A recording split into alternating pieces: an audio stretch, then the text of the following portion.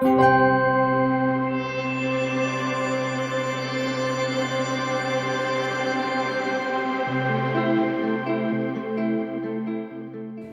Tag, bonjour, hello, and a very warm welcome, dear ladies and gentlemen, to the opening of the SoilCarbon4Climate conference.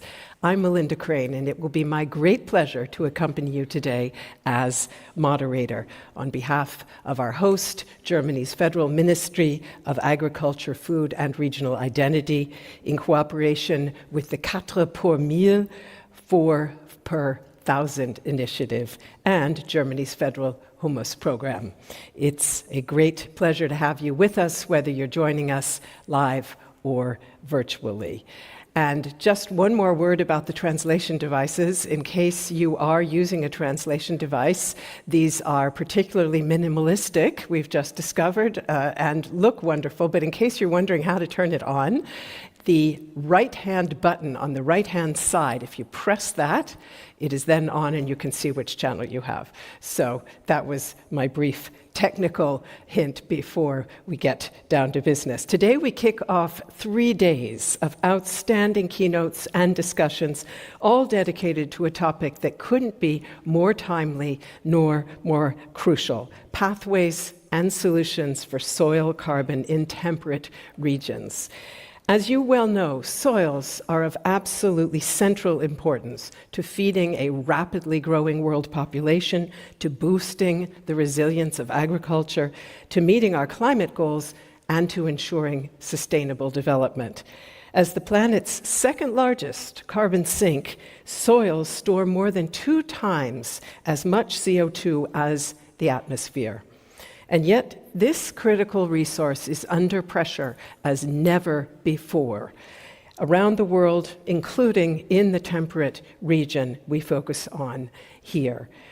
We need to work now to arrest and reverse soil degradation, a task which requires long-term commitments and that no one nation or sector can manage alone. Which is why today and throughout the conference over the next 2 days, we want to talk about cooperative solutions, how we can promote joined-up action amongst all of us.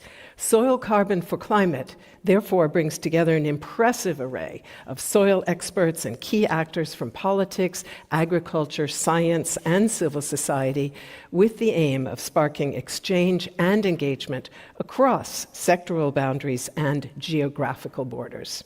With us are participants from 28 temperate zone countries across 6 continents. And just, again, a word on the fact that we will be hearing inputs in both English and German, so do have those headsets ready if you wish to have translation. And I will now switch languages. Wir beginnen mit Begrüßungen. We start by introducing our first host. I'm delighted to hand over to the Federal Minister of Agriculture, Food and Regional Identity, Alois Rainer. Stage to Germany's Federal Minister for Agriculture, Food and Regional Identity, Alois Rainer. You have the floor.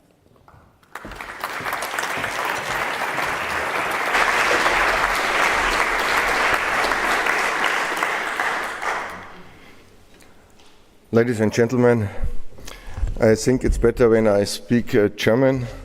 My English is not so bad. My English is not the Oxford English. My English is English with a little bit lower Bavarian dialect. Then I think it's better I speak in German.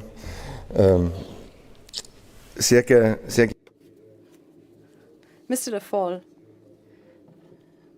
Mr. Maganahan, Dr. Wensley, distinguished representatives from the embassies, ministries, international organizations, and NGOs, distinguished representatives from the administration, industry, science, and practitioners, distinguished farmers. Dr. Crane, ladies and gentlemen, there is no more important object in nature, no object more worthy of contemplation than the soil. Those are the words of the German lawyer and soil scientist Frederick Albert Falloux. He's one of the founders of modern soil science in the 19th century. And how right he was. After all, our soils are unique and they are valuable. They are home to approximately 60% of all terrestrial species. And this is diversity that we must protect and preserve. Our soils are not only the source of all life on Earth, they are also the foundation of our agricultural production. Healthy soils are a prerequisite for good and balanced diets and for global food security. But our soils have come under pressure, including here in our temperate climate regions. 52% of agricultural soils across the world are already degraded. And this number could rise to up to 90% across the world by 2050 if we fail to take action now. Certain types of tillage, droughts, dry spells, extreme weather events, and soil sealing. All of these factors continue to add pressure on our soils.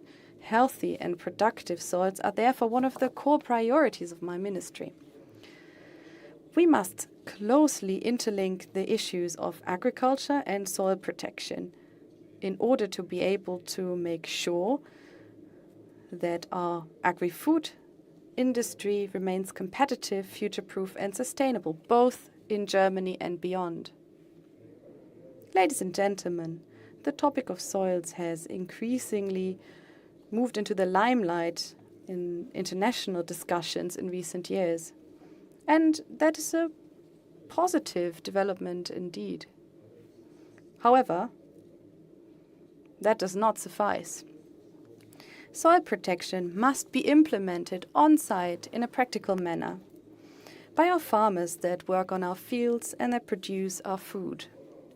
The requirements, however, must also be feasible and manageable in practice.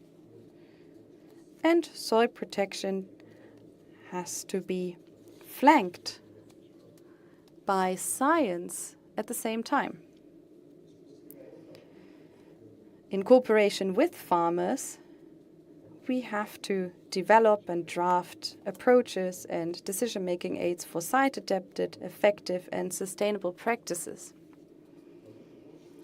However, for soil protection to really work out, we also need the right political framework. And this is something that we are working on. We also need an active civil society that also supports this ambition. Soil protection can only be successful if we take everyone on board. Various stakeholders at all levels from all different areas and across borders. Representatives from industry, science and research, administration and practitioners, both at national and at international level. This multi-stakeholder conference of ours is designed to do exactly that, the exchange on an equal footing. It will be about learning from one another and drafting viable solutions together. Which is why I am most delighted to see so many of you here. A warm welcome. And a particularly warm welcome also goes to our partners from France. We owe it to you that we have the International Climate Soil Initiative 4 per thousand. This initiative has gained some 800 members and partners from over 100 countries. Joined forces in order to promote healthy soils that are rich in humus. My ministry has been an ardent supporter of the 4 per thousand initiative since it was founded some 10 years ago. Mr. Le Foll, it is truly an honor for us to be able to join forces with you in hosting the very first regional conference for temperate regions here in Berlin on the occasion of this anniversary. Distinguished guests, soil that is rich in humus has plenty advantages. It helps us to better adapt our agriculture to the impact of climate change. More organic matter means a higher water retention capacity, which makes soils in turn more resilient to droughts and dry spells. Soils that are rich in humus are also better protected against erosion and soil loss in case of heavy rainfall. And there's one more advantage of soils that are rich in humus that is also vital from an economic point of view. They can help us reduce the use of fertilizers, which makes them a vital precondition for competitive, economically viable and ecological as well as sustainable value creation in rural areas. Or simply put, healthy soils provide the foundation and are a driver of livable rural communities. I'm the federal minister also in charge of regional identity, which is why this topic is particularly close to my heart. I am all the more delighted to see that today's panel discussions will also address the question of how farmers can specifically and very tangibly benefit from humus formation and protection. Ladies and gentlemen, building up and protecting humus, this is also the explicit objective of the federal government. For the budget 2026, we have consolidated and strengthened existing measures, and we always focus on voluntary application, incentives, and rewards for ecosystem services. A farmer once told me that farmers, in principle, are sort of little doctors for our soils. And as a matter of fact, I think that farmers are always also researchers. In their daily work, they take a deep dive into the complex interplay and the practical effects of physics, of chemistry, and of biology. This is also the approach of the Federal Humus Program that has been in place since 2021. It helps us to better understand how we can preserve and build up humus in the agricultural sector. This type of knowledge is to be applied in agriculture on a broad scale, which is why we promote demonstration farms and help them in building up and preserving humus with our federal program. They are supported by our scientists because our ambition is to find out what measures actually pay off on the field, both from an ecological point of view and an economic point of view. And for special crops, such as fruit, vegetables, wine, and hops, we also have respective regional pilot and demonstration projects. What is more, with our federal program, we support research on future-proof approaches such as agroforestry, agro-PV systems, and biochar. Our largest nationwide project is the project on arable farming for the Humus Climate Network. It covers some 150 farms across Germany, half of which are under conventional management and the other half under organic management. These projects are flanked by the Thünen Institute, and it is coordinated both by the German Farmers Association and the Organic Food Industry Association, which, in my opinion, is a prime example of successful cooperation. Tomorrow, ladies and gentlemen, you will have the opportunity to find out more about this and other projects covered by the federal program on humus. And on Saturday, you will have field trips on the schedule to visit 2 pilot project farms of the network. And I can only encourage you to use this opportunity, participate in the field trips. And there's one more important tool, which is the rewetting of bogs and peatlands. Across the world, peatlands bind more carbon than all forests across the globe combined, although they make up only 3% of our land surface.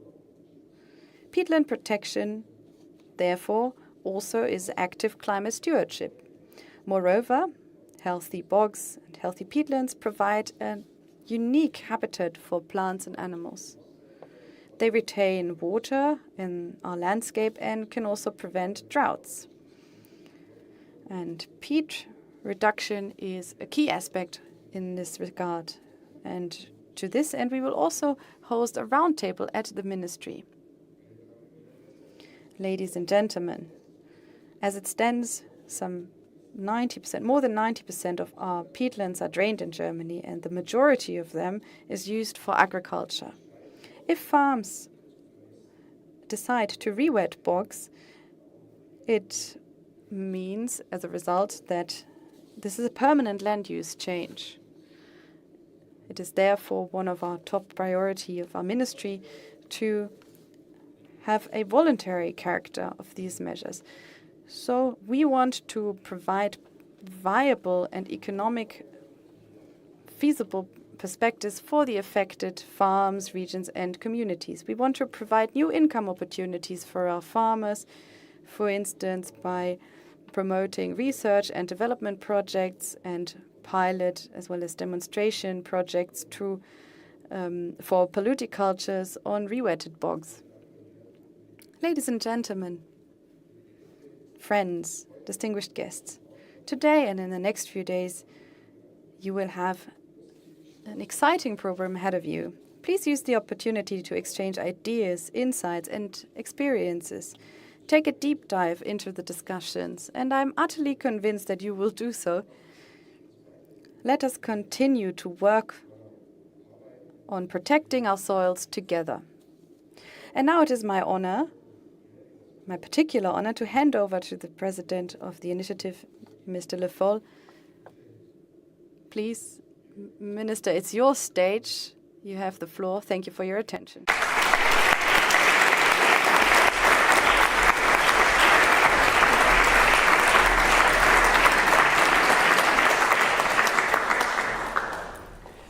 Vielen herzlichen Dank, lieber Herr. Thank you, Minister, for this important impetus that we will take up in our discussions today and in the next few days. And of course, we will also hear a number of participants from the programs that you mentioned today in the course of today and the next few days. Starting with 4 pour 1000. As we were reminded, ours is the very first 4 pour 1000 conference that is dedicated to soil health in the temperate regions. And the minister also reminded us that 4 pour 1000 is now 10 years old. And it's no accident that, in fact, it's 10 years old because it was launched at COP21 in Paris. And as I understand it, at least, Stéphane Le Foll, you're looking, yes. It was launched by France at COP21 in the same year, of course, as the Paris Agreement was signed. The international initiative has since then become an ardent advocate for healthy, carbon-rich soils, showcasing crucial insights, promising tools, and effective collaborative approaches. During the last decade, the initiative has played a key role in driving the effort to bring together key actors from all stakeholder groups for purposes of exploring common challenges and creative solutions at global and also at regional level, and now for the first time around similar agroecological conditions across continents. It is a great pleasure to hand over the stage to the president of the 4 pour 1000 initiative, who was France's former Minister of Agriculture and helped launch the 4 pour 1000 activities at that time. Today he's mayor of the French city of Le Mans. Bienvenue, Monsieur le Président. Vous avez la parole. Merci.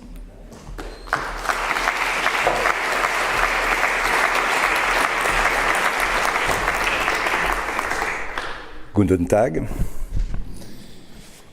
I have to read my speech in English. It will be the first time since the COP21, yeah? So be quiet.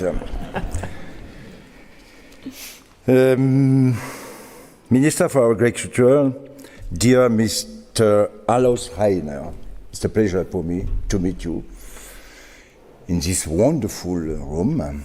And it's remember for me a lot of things between France and Germany when I was Minister of Agriculture. Mr. Director General, dear Mr. Bernard Magenheim, welcome. The pleasure to meet you also. Yeah. Secretary General, dear Torum Wolfram Peters Dottir. Yeah. It's not here. See, okay. Welcome. Ladies and gentlemen, dear friend, we are gathered here together in Berlin. Almost 10 years ago, after the birth of a major initiative.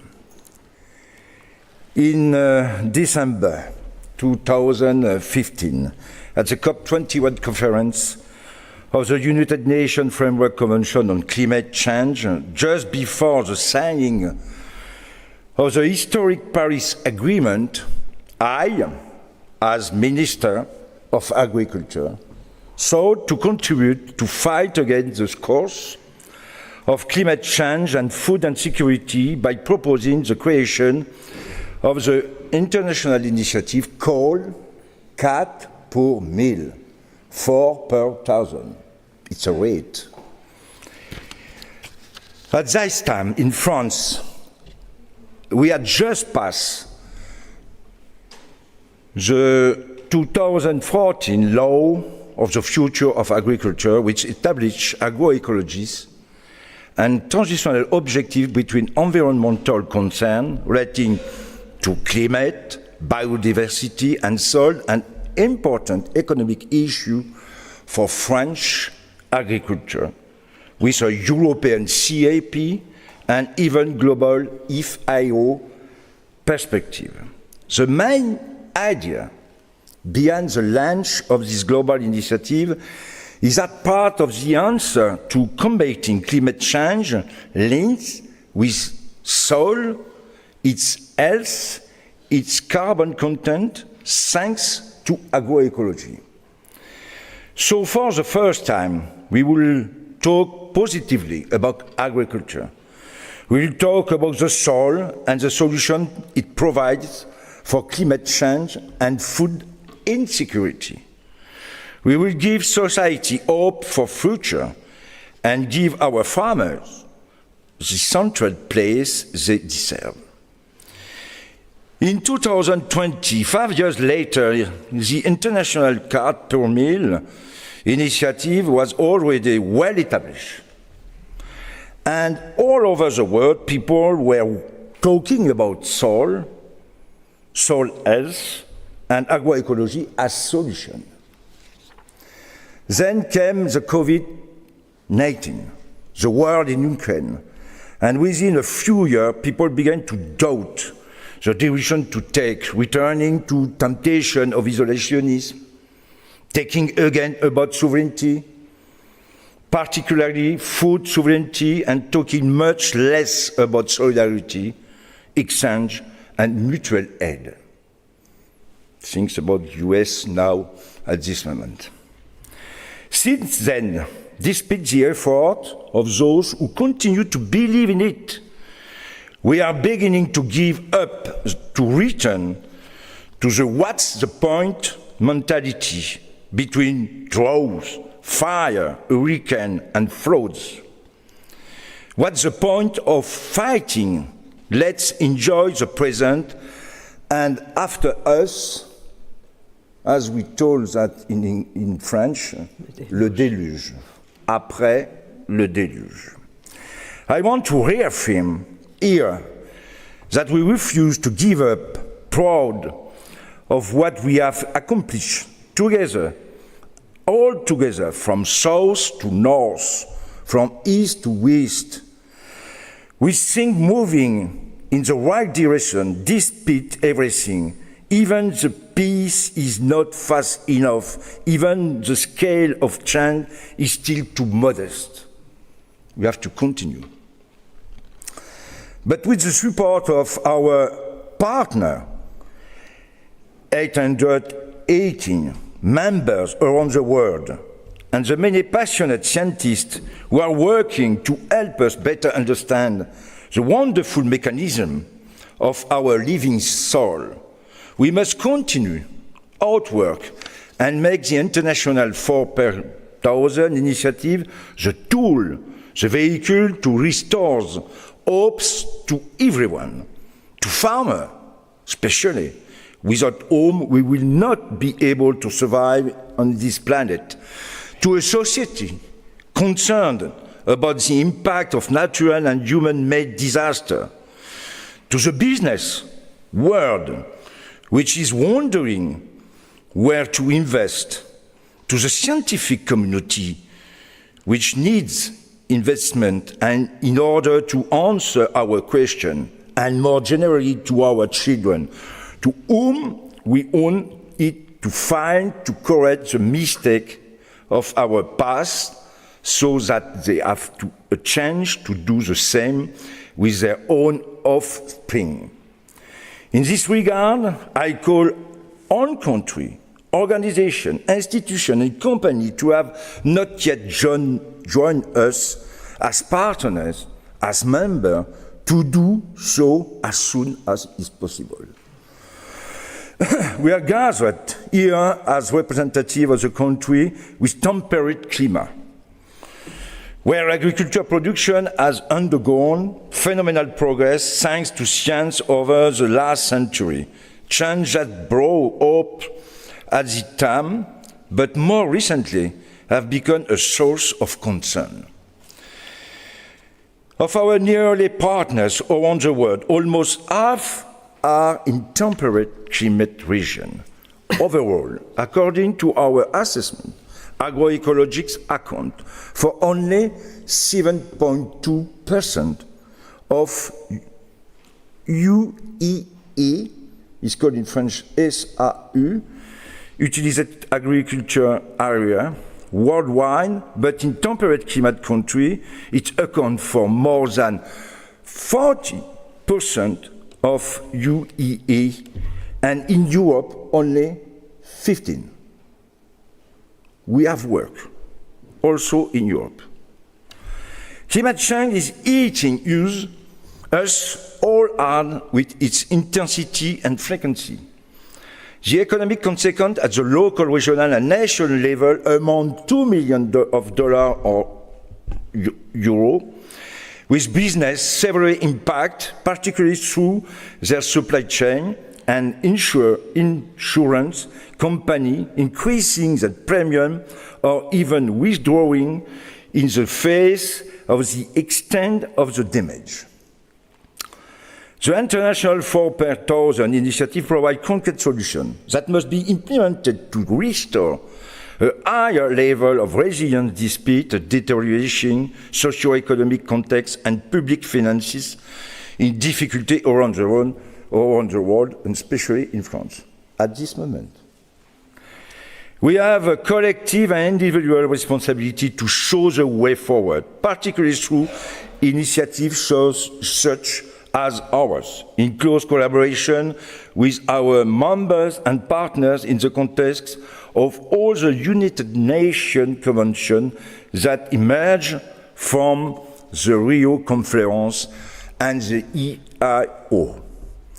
In this regard, we would like to warmly thank the German Federal Minister of Agriculture, a great support of our initiative since its inception, for investing in the organization of such conference. Thank you very much. Danke schön.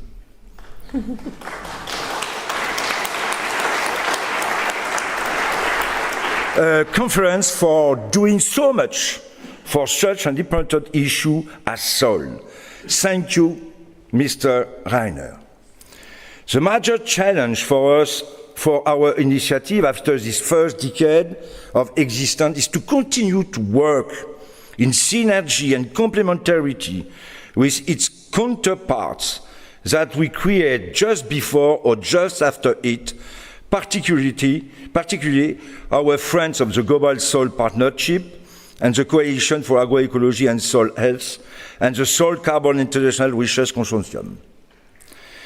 In the current uncertain geopolitical environment, it's difficult to raise the necessary budget each year for the initiative to operate and develop the many activities it implements.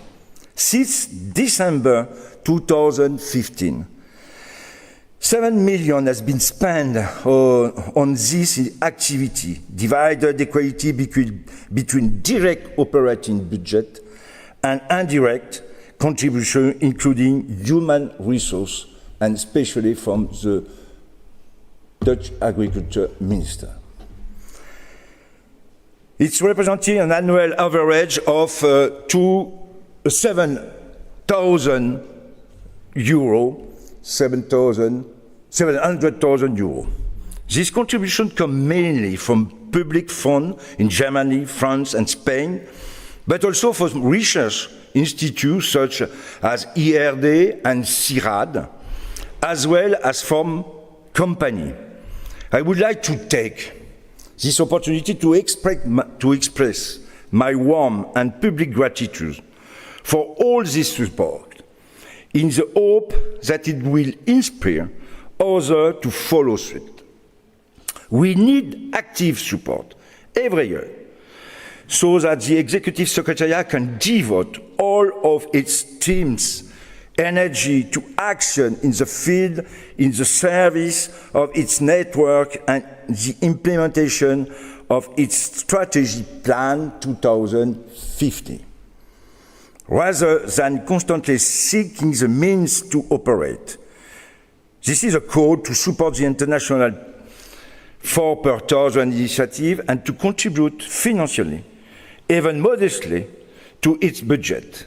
Please do not hesitate to make this gesture. Yeah. Our plan is now proposed. Yeah?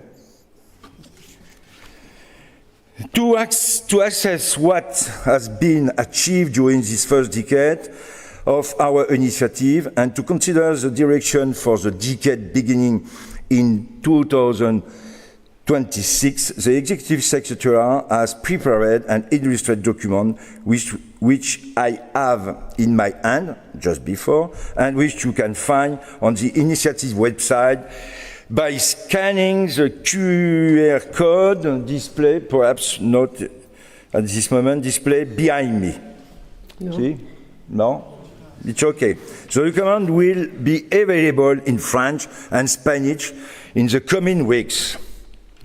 We would like to conclude by taking, on this one hand, all the current and former members of the Scientific and Technical Committee, and is particularly to the successive chair who have led this scientific group with dedication and motivation, such as Dr. Beverly Henry and Dr. Deborah Bossio, who are with us today. Where are they? Here, okay, you can stand up, yeah, if you want. Hey, applaud.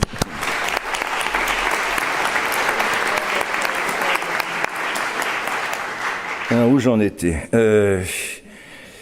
Beverly Bossio, voilà, who are with us today, and on the other hand, the entire Executive Secretariat team who work tirelessly every day to bring to life the wonderful idea to diverse agriculture based on living soil, rich in carbon, contributing to fight against climate change, food insecurity, biodiversity loss, and desertification. Thank you to the team in Bonn, namely Claudia. Where is Claudia? Ah, Saint Claudia. Samuel? Samuel? Where is Samuel? Oh, il est là-bas, dans le fond. And Lance, il est là. Voilà. Thank you who organized this conference that brings us together today. Thanks you to Elena, based in Madrid, at the Spanish Minister of Agriculture, and thank you to the Montpellier team, namely Béatrice and Brigitte, qui sont là aussi, with the support of our consultants, Frédéric, Philippe, and Thibault. Not to mention Paul, you have to stand up, Paul, our executive secretary, who has been leading this secretariat for more than 9 years. And perhaps it's the last year, yeah? So, we have to talk about this issue. Thank you to all them for their hard work and for the energy and motivation they put into their daily work despite the headwind. All that remains is for me to wish you an excellent and fruitful conference. Thank you for your attention et merci beaucoup d'avoir été sage pour m'écouter avec un si mauvais anglais. Il reste encore une chose. S'il vous plaît, vous pouvez rester sur scène because you talked a great deal about partnership, and in fact, 4 pour 1000 is about to get a new partner. So we have a very brief signing ceremony, exactly. We have a very brief signing ceremony to recognize the great importance of collaboration in promoting healthy soils. The European Commission's Joint Research Centre is responsible for ensuring that EU policies rest on a firm scientific foundation. So it is a gain for both sides that the European Commission, through the JRC, has now committed to join the 4 pour 1000 initiative, and it is now my honor to invite to the stage the Centre's Director General, Bernard Magenhan, to sign the Declaration of Intent in the presence of Stéphane Le Foll. And I think we have a little table that will be brought here.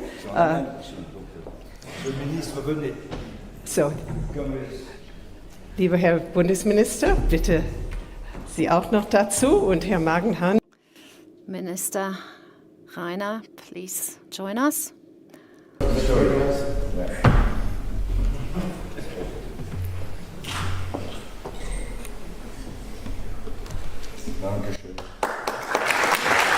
Félicitations, congratulations. Gratulation. Thank you very much. And Monsieur Le Foll and Herr Bundesminister, Sie können gerne die Plätze wieder einnehmen. You may take to please remain with us, because the JRC has established key platforms and facilities, including the European Soil Data Centre and the EU Soil Observatory, to monitor soil health across Europe and to assess areas of soil degradation. So please tell us about their work and your findings. You have the floor. Thank you so much, Minister Rainer, President Le Foll, dear participants, ladies and gentlemen. You get a second dose of French accent now. Thank you, Minister Rainer, for hosting this groundbreaking regional conference on the soils of the temperate regions. It gives me a great pleasure to represent here the European Commission as a new member of the 4 pour 1000 initiative. I would also like to thank very warmly President Le Foll for all your personal efforts to establish and support these worthy initiatives, and for extending the invitation to my President von der Leyen, for the Commission to join. You have been a long-term advocate for soil regeneration and promoting the role of farmers and local communities in climate actions. As it was said, I'm here as the Director General of the Joint Research Centre. We are the scientific department of the European Commission, and we care deeply about soil health in the GRC, and I can promise you our dedication in this new adventure in the initiative 4 pour 1000. In the Joint Research Centre, we provide the science which underpins our European policies. We collect data, we clean it, we verify it, we analyze it, and we make sense of it. And then we help the policymakers to see more clearly what needs to be done.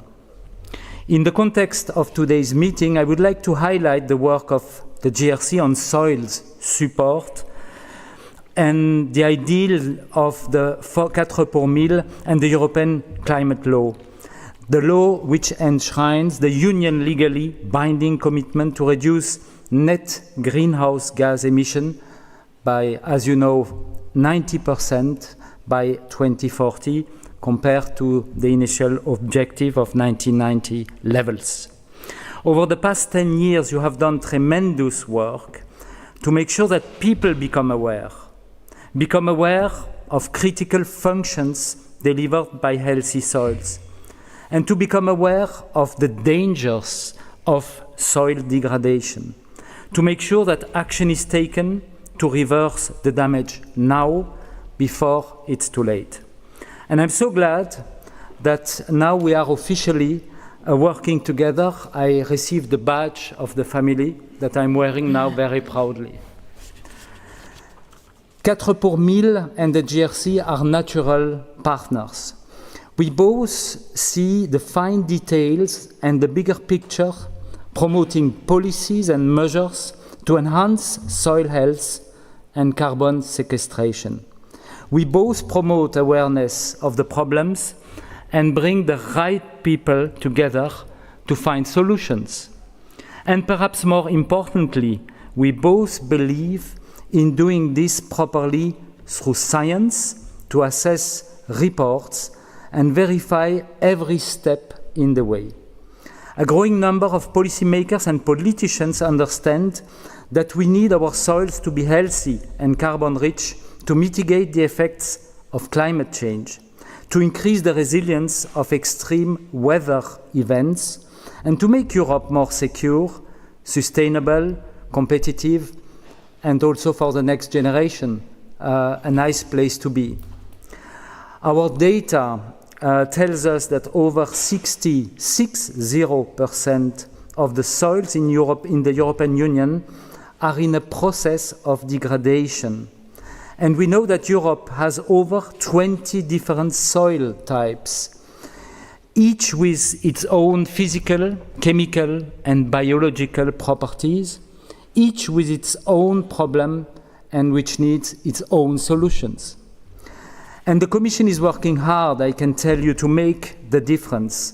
The EU Soil Strategy 2030, the Nature Restoration Regulation, and the Common Agriculture Policy all recognize the importance of preserving and increasing levels of organic carbon in soils. The Soil Monitoring Law has recently finished the trilogue process, and we all hope that it will be a speedy conclusion to the final stage in the coming months. This directive will help member states to better understand the conditions of their soils and to develop solutions to preserve, restore, and enhance their functions. The communication on the vision for agriculture and food notes the need for a future-proofed agri-food sector functioning within the planetary boundaries. And the carbon removals and carbon farming regulation aims to establish a certification framework that will standardize the rule for carbon removal credits.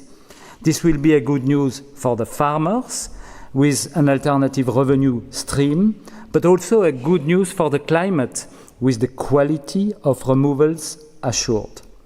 The Joint Research Centre, through the EU Soil Observatory, supports all these processes.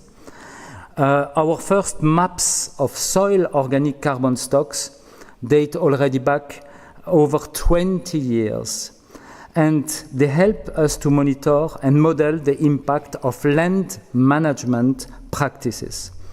We are now leading efforts with the scientific know-how to support also member states develop an harmonized soil monitoring system for Europe.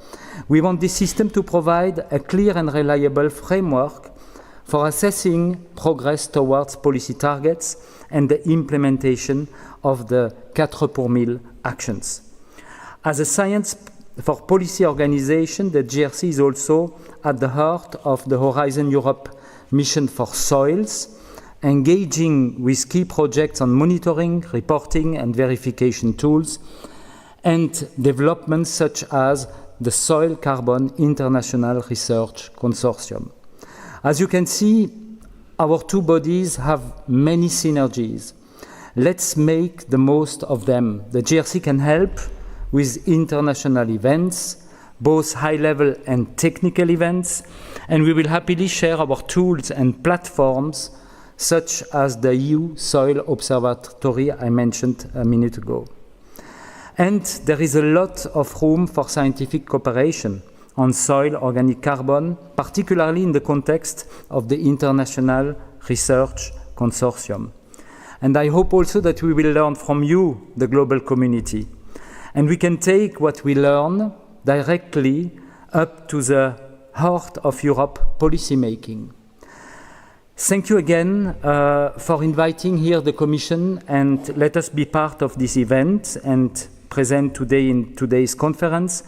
It's really a pleasure to be there, and I'm certain that together, working together, exchanging things, we will do a great work and make progress. Thank you very much.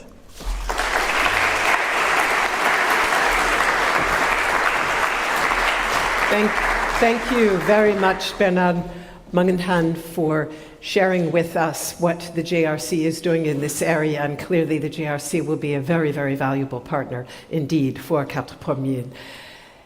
It was mentioned by Stéphane Le Foll, the connection between the Rio Conventions and soils is deep. In fact, you could say that soils represent the common thread linking the three Rio Conventions.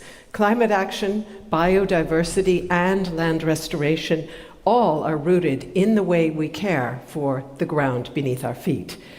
We take a deeper dive now on efforts to boost awareness and accelerate action driven by key international partners of the 4C initiative, beginning with the United Nations Convention to Combat Desertification.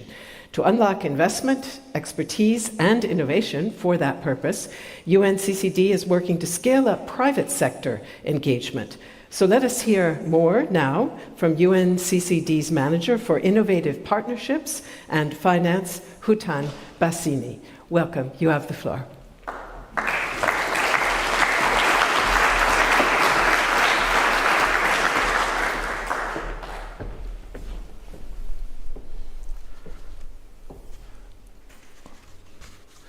We know more about the movement of celestial bodies than about the soil underfoot.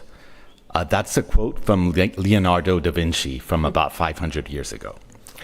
So, Excellencies, distinguished delegates, Leonardo's observations from 500 years ago remain painfully relevant today.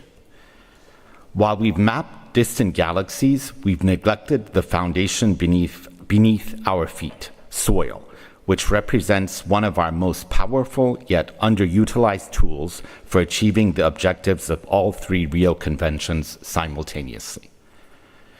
International collaboration is needed to finally harness soil's transformative potential for climate action, biodiversity, conservation, and combating desertification. The urgency could not be more clear. European agricultural soils, among the world's most managed and monitored, have lost 0.75% of their total soil organic carbon between 2009 and 2018 alone. Yet these same soils store 75 billion tons of organic carbon, equivalent to 16 times the EU's annual emissions. This paradox illustrates both our greatest climate risk and our most promising opportunity. Increasing and maintaining soil organic carbon content delivers profound climate change mitigation benefits while fundamentally strengthening ecosystem resilience and climate impacts. This dual function positions healthy soils at the intersection of all three Rio Conventions. Under the UNFCCC, enhanced soil organic carbon sequestration offers significant mitigation potential, with healthy soil storing more carbon than the atmosphere and vegetation combined. The EU alone requires 310 million tons of carbon dioxide equivalent removal annually from land use sectors by 2030. Under the CBD, soil biodiversity underpins terrestrial ecosystems, supporting 25% of global biodiversity and enabling crucial ecosystem services worth 76 billion euro annually in EU croplands and grasslands alone. And then, of course, under the convention I'm here representing, the UNCCD, improved soil health directly combats land degradation and desertification, particularly critical as we at UNCCD focus on rangelands, which cover 40% of global land surface, yet offer exceptional restoration potential. The economics are stark. Halting and reversing soil degradation could generate up to 1.2 trillion euros annually in global economic benefits. Yet 60 to 70% of EU soils remain unhealthy, and 43 to 83 million hectares of European agricultural lands face high risk of further carbon loss. Farm-led soil organic carbon enhancements requires a robust enabling environment supported by science, policy, and value chain engagement. At UNCCD, we therefore propose fostering multi-stakeholder dialogue between actors within similar agroecological conditions. And there are three priority areas that we can look to for enhanced cooperation. The first is food security. Soil health improvements must align with food security objectives, and there's really no trade-off here. Enhanced soil organic carbon increases agricultural productivity, water retention, and crop resilience, delivering food security co-benefits alongside environmental gains. International collaboration should prioritize knowledge sharing on climate-smart agricultural practices that enhance both soil organic carbon and yields, technology transfer for sustainable intensification approaches, and capacity building for integrated landscape management. The second area that we can look to for enhanced collaboration is the private sector. Scaling soil solutions requires meaningful private sector participation. We must create incentive structures that recognize soil's economic value through carbon markets that reward long-term soil organic carbon enhancement, supply chain initiatives that value sustainable soil management, and public-private partnerships for soil restoration at landscape scale. The EU's emerging carbon removal certification framework offers a blueprint for creating viable business models around soil health. And the third area where we can look to for enhanced collaboration, of course, is the synergies between the three Rio Conventions. The three Rio Conventions contain complementary soil-related targets that demand coordinated implementation. UNFCCC's climate targets include national commitments to land-based mitigation. CBD's biodiversity targets include ecosystem restoration and sustainable agricultural goals. And at UNCCD, we have land degradation neutrality targets. Here, I would be remiss if I didn't mention UNCCD's current focus on rangelands as a convergence of opportunity. Rangelands represent 70% of global agricultural land and offer significant carbon storage potential when properly managed. They are also critical for biodiversity and provide livelihoods for over 1 billion people. International collaboration on rangeland soil management, therefore, offers an exceptional opportunity to achieve multiple convention objectives simultaneously.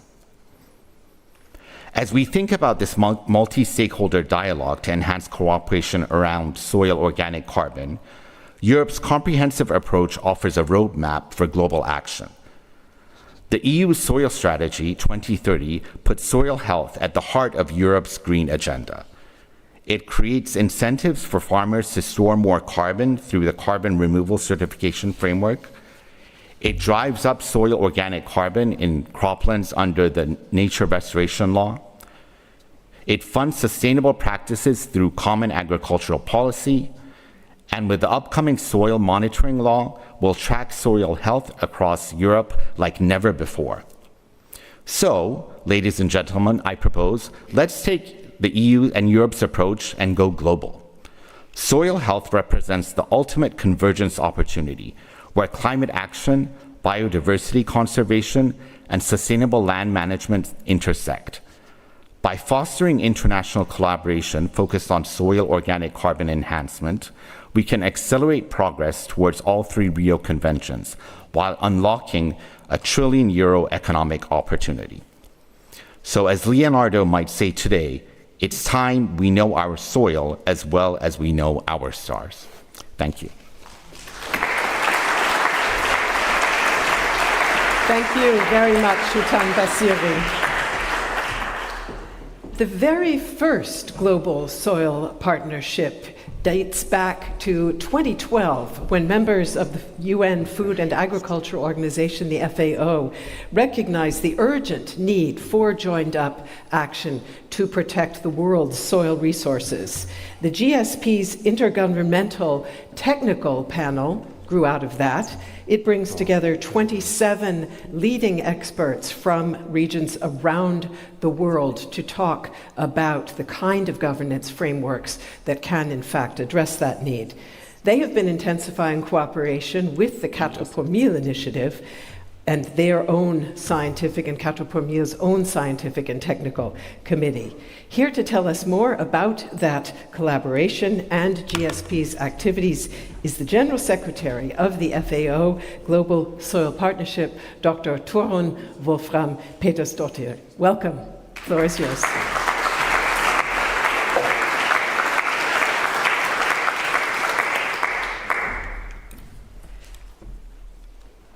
Ooh, this will be a little bit challenging. Good evening, good afternoon, I wanted to say. I need to have my computer just next to me here, if that is possible to. Is this okay? You can hear me well, no? Yes, perfect, perfect. Distinguished guests and colleagues, first I would like to warmly thank President of 4 per 1000 and my dear colleagues at the 4 per 1000 for inviting us to present here today. I'm very grateful for that. Thank you. It is indeed an honor to address you here in Berlin at a conference that highlights a fundamental truth, as has been mentioned here often this afternoon. Protecting and restoring soil's organic carbon is essential for achieving our climate targets, food security, and biodiversity goals. As mentioned as well, the Global Soil Partnership, and thank you so much for that, hosted by the Food and Agriculture Organization of the United Nations, was established to strengthen soil governance and promote sustainable soil management worldwide, ensuring soils remain healthy and productive for present and future generations. Within this broad mandate, soil organic carbon has become one of the GSP key areas of work.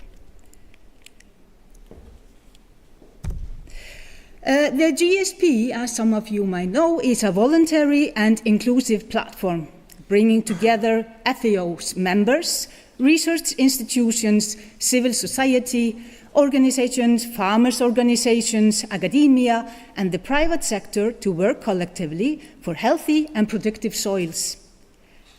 This inclusiveness is actually one of our greatest strengths. It ensures that action on soil health is shared by government, scientists, farmers, and all stakeholders. This collaborative structure includes our plenary assembly, which is the decision-making body of the GSP, where partners set priorities together. And we have the 7 regional soil partnerships to adapt global priorities to regional realities, which of course is under the umbrella. It's the same, it's just the division. The Intergovernmental Technical Panel on Soils, which ensures science underpins policy, and 7, almost now 8, thematic networks covering various fields such as soil information, soil biodiversity, self-affected soils, and soil pollution, among others. This does not come out from nothing. As we had mentioned here earlier today, science should underpin policy. Unfortunately, that is becoming the more like the practice in general. And as we know, soil organic carbon protection requires robust scientific evidence, and the GSP builds on several complementary layers. First, I want to mention the revised World Soil Charter since 2015, adopted by FAO members, which sets universal principles for sustainable soil use, including maintaining and enhancing soil organic carbon. Then the voluntary guidelines for sustainable soil management endorsed by FAO, which provide pathways to integrate soil organic carbon enhancing practices into policy and action. A support tool we have as well, which is the SoilX, the global database of soil-related legislations, which helps countries review and strengthen their legal frameworks. Alongside these instruments, the GSP has produced authoritative assessments. There I want to mention the status of the World Soils Resources Report from 2015, the first global assessment of soil condition, identifying 10 major threats, including soil organic carbon decline as urgent priorities. And the status of the World Soil Resources 2025 that will be launched in the coming months. Unlike its predecessor, it will assess the status and trends in the adoption of sustainable soil management practices across regions, providing a clearer picture of progress and bottlenecks in scaling sustainable soil management solutions.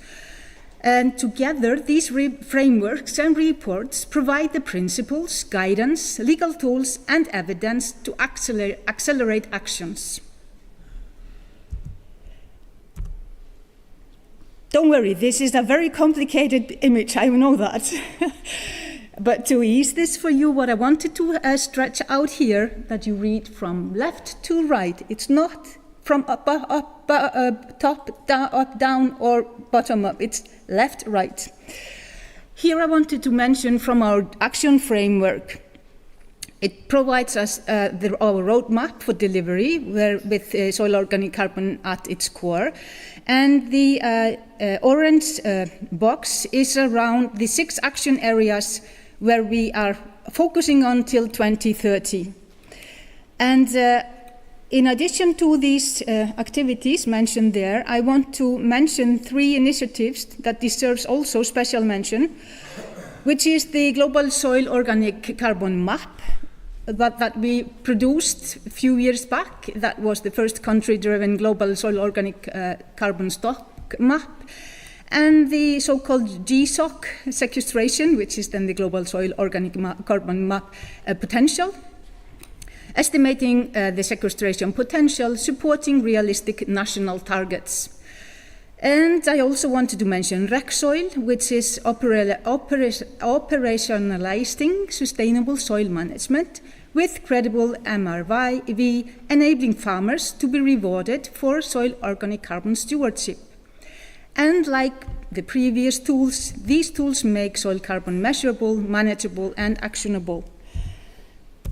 And I want to give a little deeper example of the RecSoil. So I want to highlight the recarbonization of global agricultural soils. This initiative that we have now been implementing for a few years builds on all GSP tools developed over the years, from the global maps to training materials and harmonized protocols.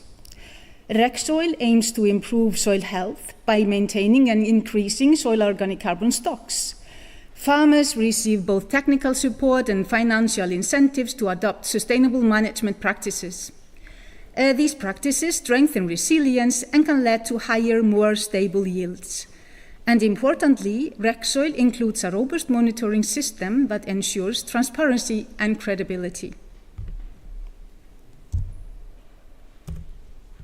This is, we can say it's a summary a little bit like of what has been already mentioned here this afternoon.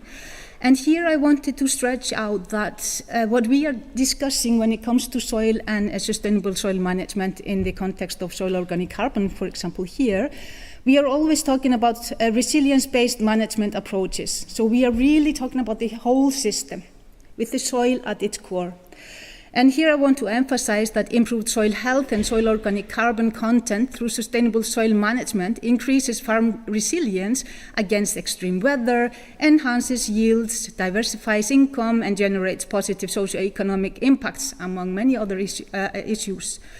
And again, as mentioned by my colleague from UNCCD, the soil carbon and greenhouse gas monitoring allow countries to assess climate finance, opening pathways for farmers to be compensated for sustainable actions. And these mechanisms also inform policy development and can be integrated into national incentive scheme, as we already know. And again, a little bit like a summary of the implementation challenges and barriers for sustainable soil management in the context here of soil organic carbon. And we know there are many. And if you look at this picture or this figure, you can see that they all relate to us. They don't relate to the nature as such, they relate to us. And I want to in particular mention here the three: institutional, legal, and knowledge. Because often, for example, with knowledge, insufficient data for feasibility assessment, limited technical support for farmers, this can be a bottleneck for further success. So there are so many things that we need to look into, and the socio-ecological context is something that we need to have always in the forefront. So what is next on our side globally? Looking ahead, Thailand, together with other championing countries, is preparing a proposal for UN Decade on Soil Health, 2031 to 2040. This initiative, welcomed by the GSP Plenary Assembly, is under development. Its aim is to secure long-term political commitment and resources to protect soil organic carbon through soil health, anchoring soils firmly on the global agenda. The GSP Secretariat will support Thailand and other championing countries throughout this process, and we warmly welcome the support of all countries and partners to help bringing this initiative forward. Over the past decade, as we have been discussing here, and again, congratulations with the 10 years. This is fantastic, and I am so proud of belonging to this family of global soil initiatives, not only regional, but global and into local, because all voices, we need all voices for the soil. Attention to soil over the past decades has grown significantly, fortunately, and numerous initiatives have emerged to fill gaps and niches. Yet our goal remains largely the same. And it's, I would say, our responsibility now to connect these initiatives even further, leverage synergies, and ensure the message about protecting, conserving, and restoring soils is constantly amplified at all levels. Because as we all know, soils are essential infrastructure, and they are also the symbol of life itself. The mandate of the GSP is to improve soil governance and promote sustainable soil management.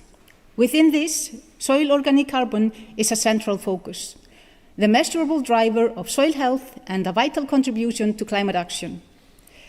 With our governance framework, global assessment, and action initiatives, the GSP is ready to support its partners. From the status of the World Soil Resources Report 2015, which identified the threats to the Status of the World Soil Resources 2025 report, which will highlight progress on solutions, we now have the evidence to act.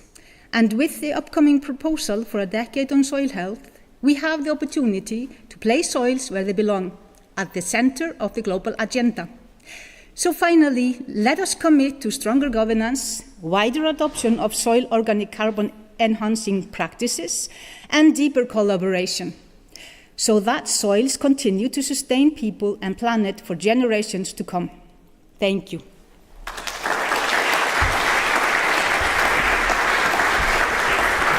Thank you very much, Madame Petersdottir. We will be returning to a number of the points that you made, including how we can recognize and compensate the efforts of farmers, which we will talk about in our two final sessions today. So thank you very much. And as we just heard there, we have no time to lose. We must continue to pursue the science to better understand the degradation and restoration of soils, and at the same time, we must act now, which is why so many initiatives that we're hearing from today, and others as well, do aim to advance both research and implementation in parallel, providing cutting-edge science for practical action on the ground. And that includes the Soil Carbon International Research Consortium, IRC, which recently changed its name to Soil Carbon Futures, partly to reflect that imperative that we need to act now for the future. Please join me in welcoming co-chair Dr. Deborah Bossio, who also is lead soil scientist for the Nature Conservancy and a member of the Quatre pour Mille Scientific and Technical Committee. So in person, the link between all of these different actors. Welcome. That's true.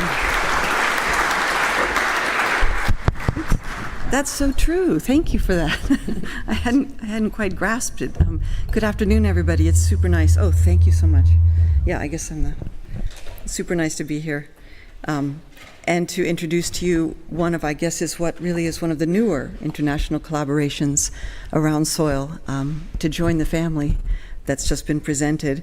So as introduced, I'm the lead scientist, the lead soil scientist at the Nature Conservancy, which, in case you're not familiar, it's the largest global international environmental NGO. We work in 70 countries, and we're working to create a world where both nature and people can thrive.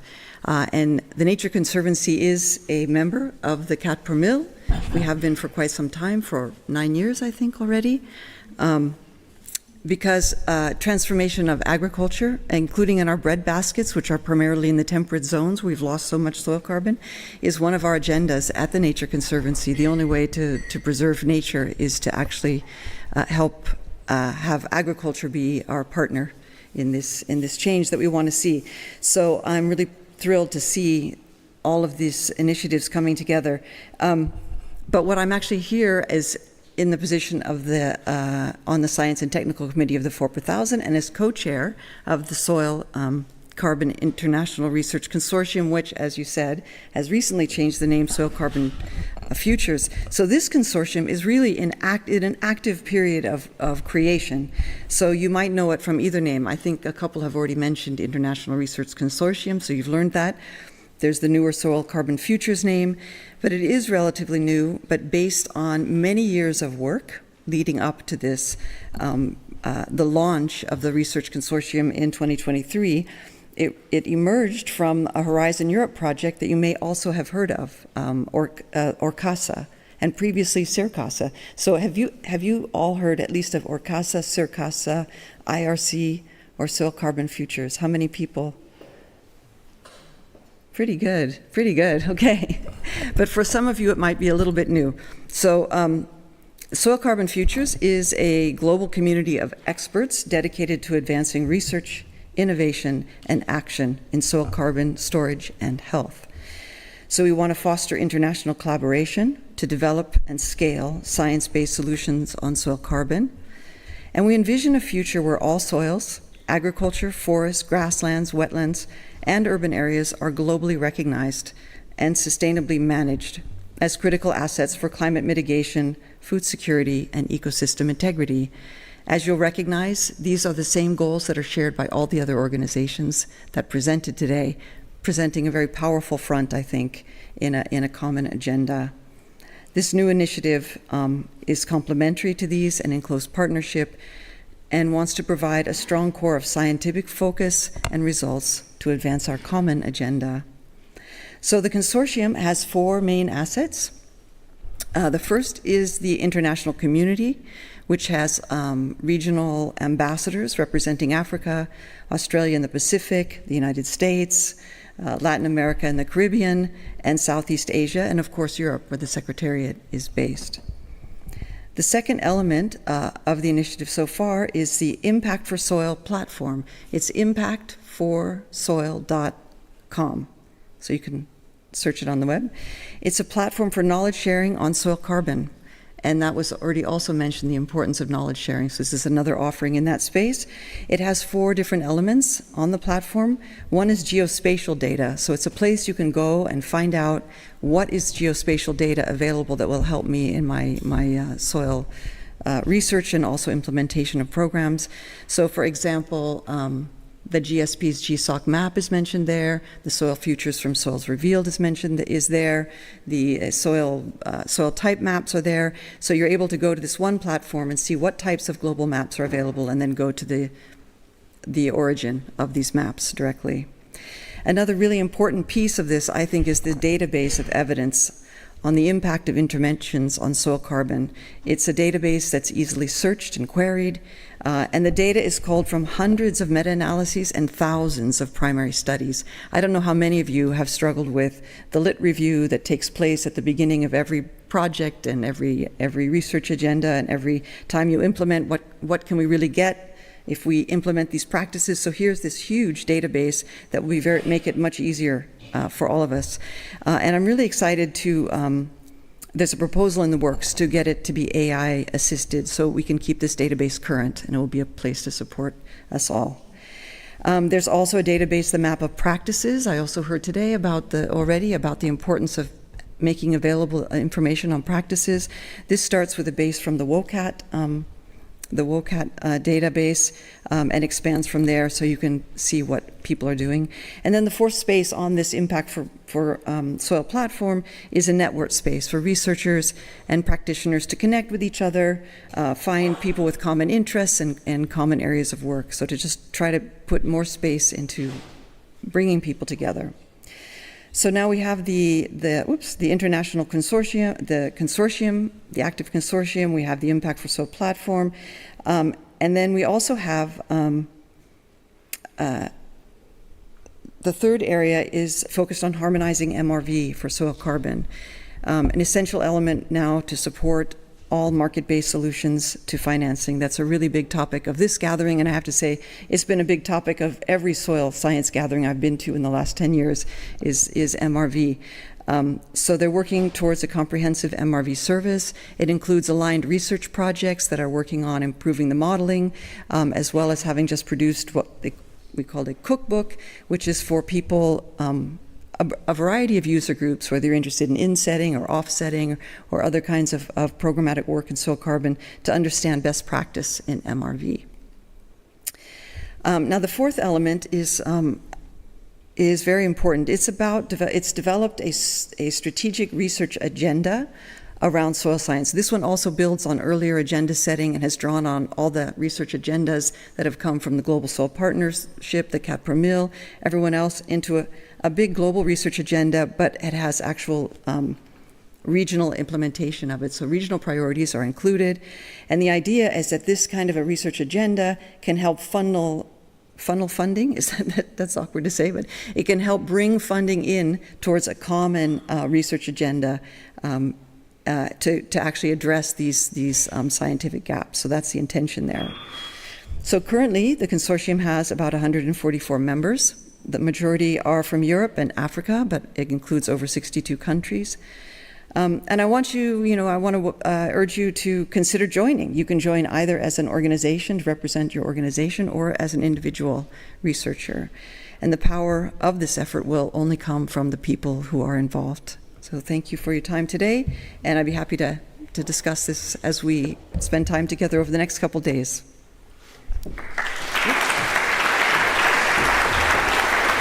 Thank you very much, Deborah Bossio. Let's come back now to the urgency of the commitments that we've been hearing so much about.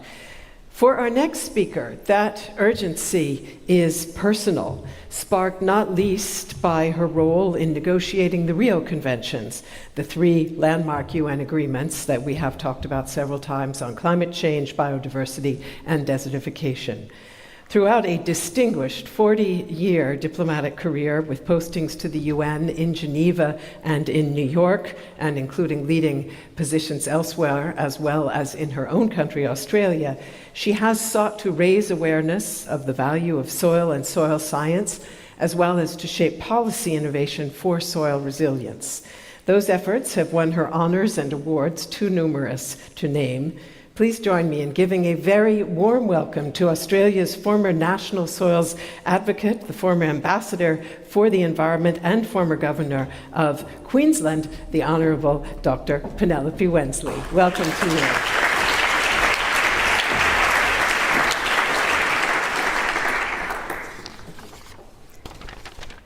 Distinguished conference participants and presenters, ladies and gentlemen. Good afternoon, un grand bonjour à toutes et à tous, und guten Tag.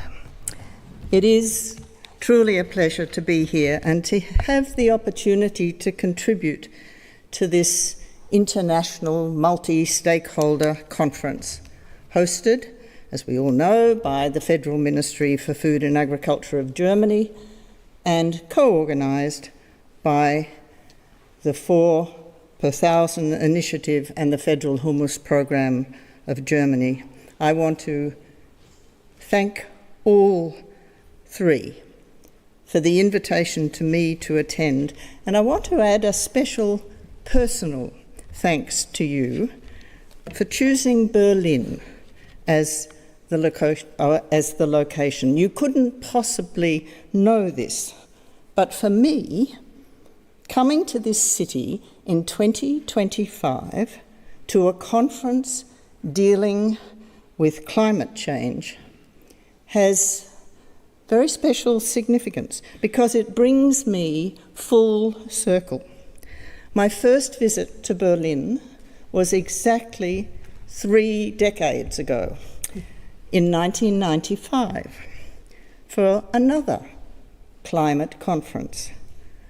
Not just a climate conference, but the very first meeting of the Conference of the Parties to the UN Framework Convention on Climate Change.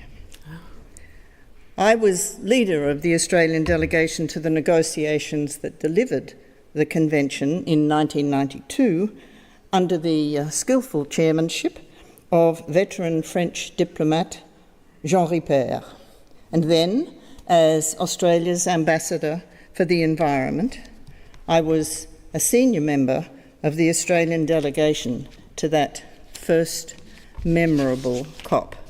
It was difficult, tense, and at times highly emotional meeting, deadlocked into its final hours. And I can remember vividly the conference chairman, the then German Minister for Environment, Nature Conservation and Nuclear Safety, Angela Merkel, conducting informal shuttle diplomacy between the different groups, working to bridge the deep divides over the language of reductions, targets and timetables. As someone right in the thick of those tough negotiations, I can attest to the absolutely pivotal role she played in delivering the Berlin Mandate, adopted by consensus There was no vote, and that's a significant feature in UN negotiations, adopted by consensus on the final day of the conference. And there's a happier Angela Merkel after the adoption. The mandate, of course, was a compromise, but it did set in place the 2-year negotiating process to establish legally binding targets for greenhouse gas emissions after 2000. That led to the landmark 1997 Kyoto Protocol.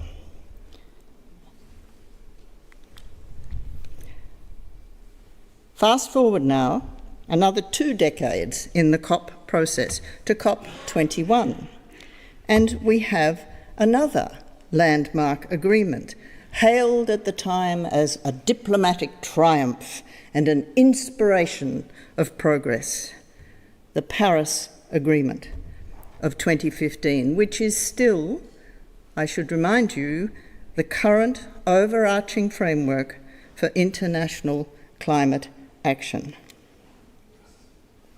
Whoop, it's disappeared. I'm going to need some help. I need to remind you of the landmark Paris Agreement elements. There we are. Next one. Done?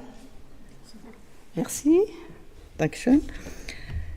So where are we up to? We're at that landmark Paris Agreement.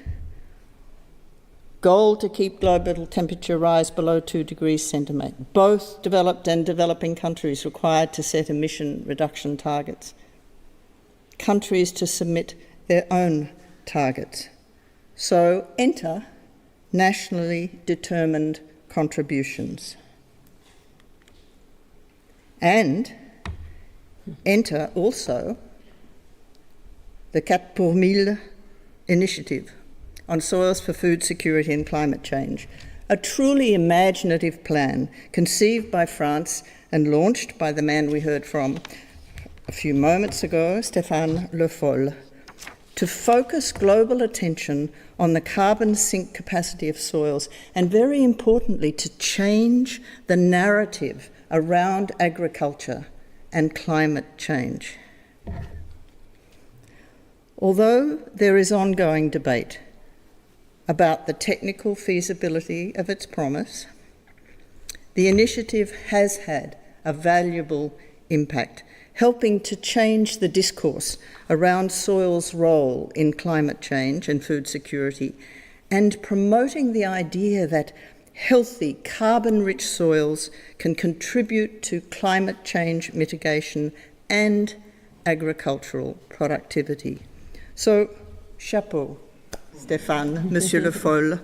And with 2025 marking a decade of operation, I join others in expressing congratulations on your 10th anniversary.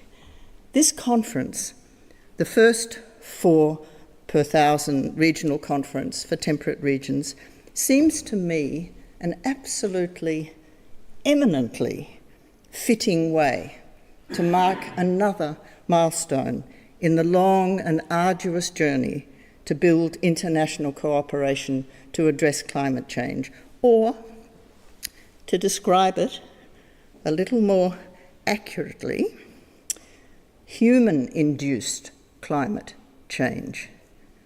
As everybody here knows, it's an important distinction always to make, part of the seemingly never-ending battle to deal with climate deniers. And take a little moment to look at that. But what you might not know is that recognition of man-made climate change dates back not decades, but centuries, and to a Berliner, no less, which makes the location of this conference even more appropriate. In exactly 3 days' time, on the 14th of September, it'll be the anniversary of the birth in Berlin of Alexander von Humboldt, pioneering scientist and naturalist, intrepid world traveller and explorer, a man greatly feted and honoured in his time, but now not quite, but almost forgotten. And yet, ladies and gentlemen, there is a direct connection between Humboldt and this Carbon4Climate conference, with its focus on soil and agriculture, because it was Humboldt, von Humboldt to be polite, sometimes called the father of environmentalism, who first identified a worldwide interconnected ecosystem with mankind as part of it, who effectively discovered human-induced climate change. There's a marvellous book, which I commend to you all, by German-British historian and writer Andrea Wolf, The Invention of Nature, The Adventures of Alexander von Humboldt, the lost hero of science. This book really brings his discovery to life, describing of how when Humboldt travelled to Venezuela in 1800 and he was told about the falling water levels of Lake Valencia, he developed a theory that connected deforestation, agricultural practices, falling water levels, and the local change of climate. To quote from Wolf's book, at Lake Valencia, Humboldt began to understand deforestation in a wide context, and he projected his analysis forward to warn that agricultural techniques of his day could have devastating consequences. The action of humankind across the globe, he warned, could affect future generations.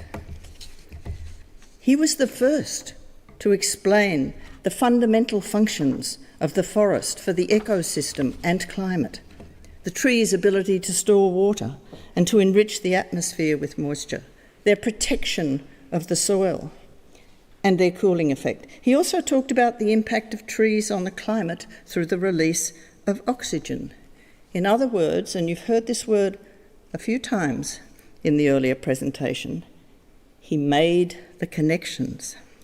To use his own words, and I think these are marvellous, all the forces of nature are intertwined and interconnected. Everything is interaction and reciprocal. Something else.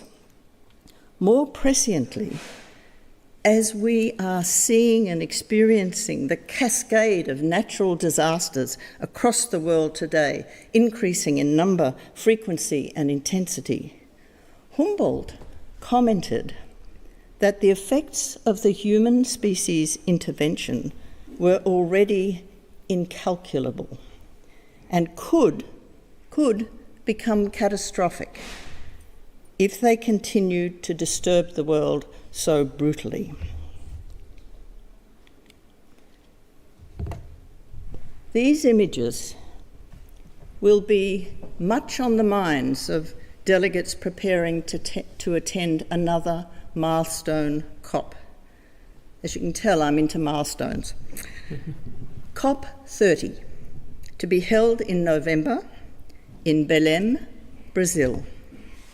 Although Humboldt didn't go to Brazil, and that's another very interesting story, had he been alive today, this adventurous explorer of the Amazon region and discoverer of human-induced climate change would, I think, have been greatly pleased by the choice of this location at the mouth of the Amazon.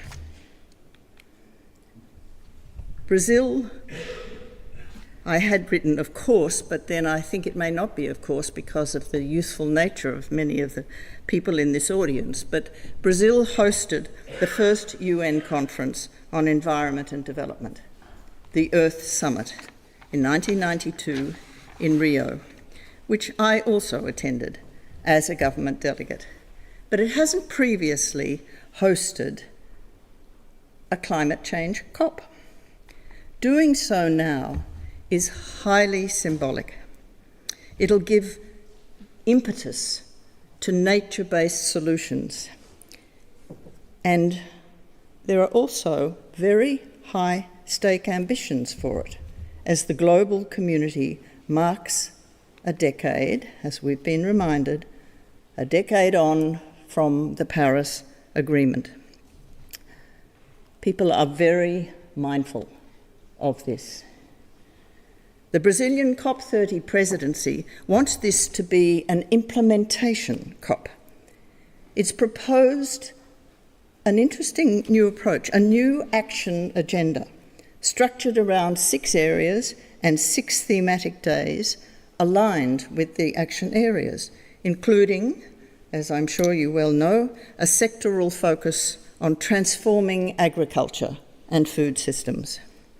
When I had a look at the Amazonia website, I was delighted to see this promotional image. Wonderful emphasis on soil, giving prominence to soil.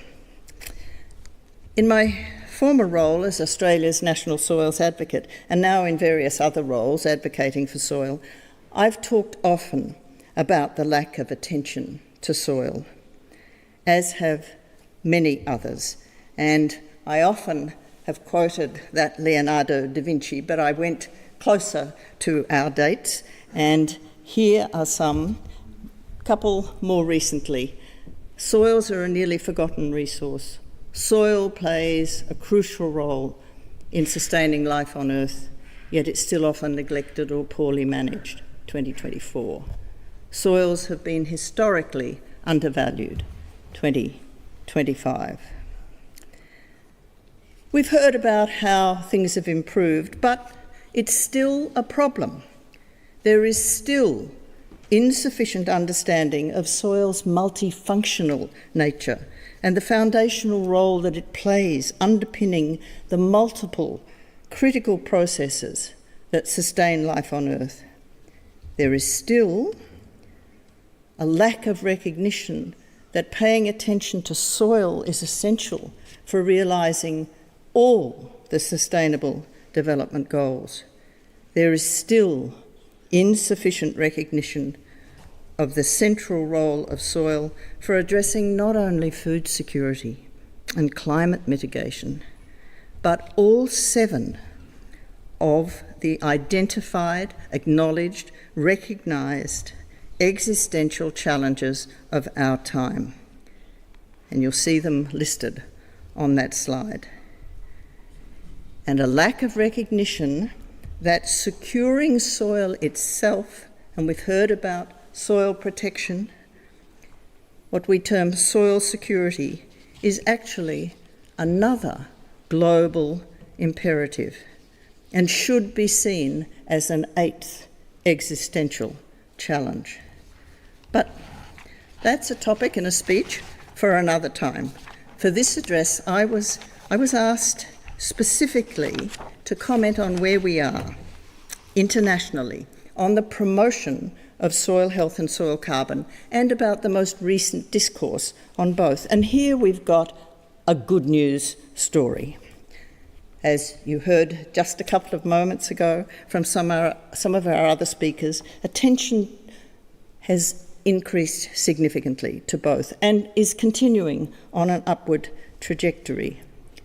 This is linked predominantly to increased concerns about food security and climate change, but more recently it's become understood better in relation to biodiversity loss and growing alarm about accelerating soil degradation, and we heard some of those figures already this afternoon. New soil advocacy groups have emerged, mobilising a multiplicity of partners, most notably the Coalition of Action for Soil Health. That was established only in 2021, but like 4 per 1,000, has been driving a really vigorous agenda and making a considerable impact in a relatively short time.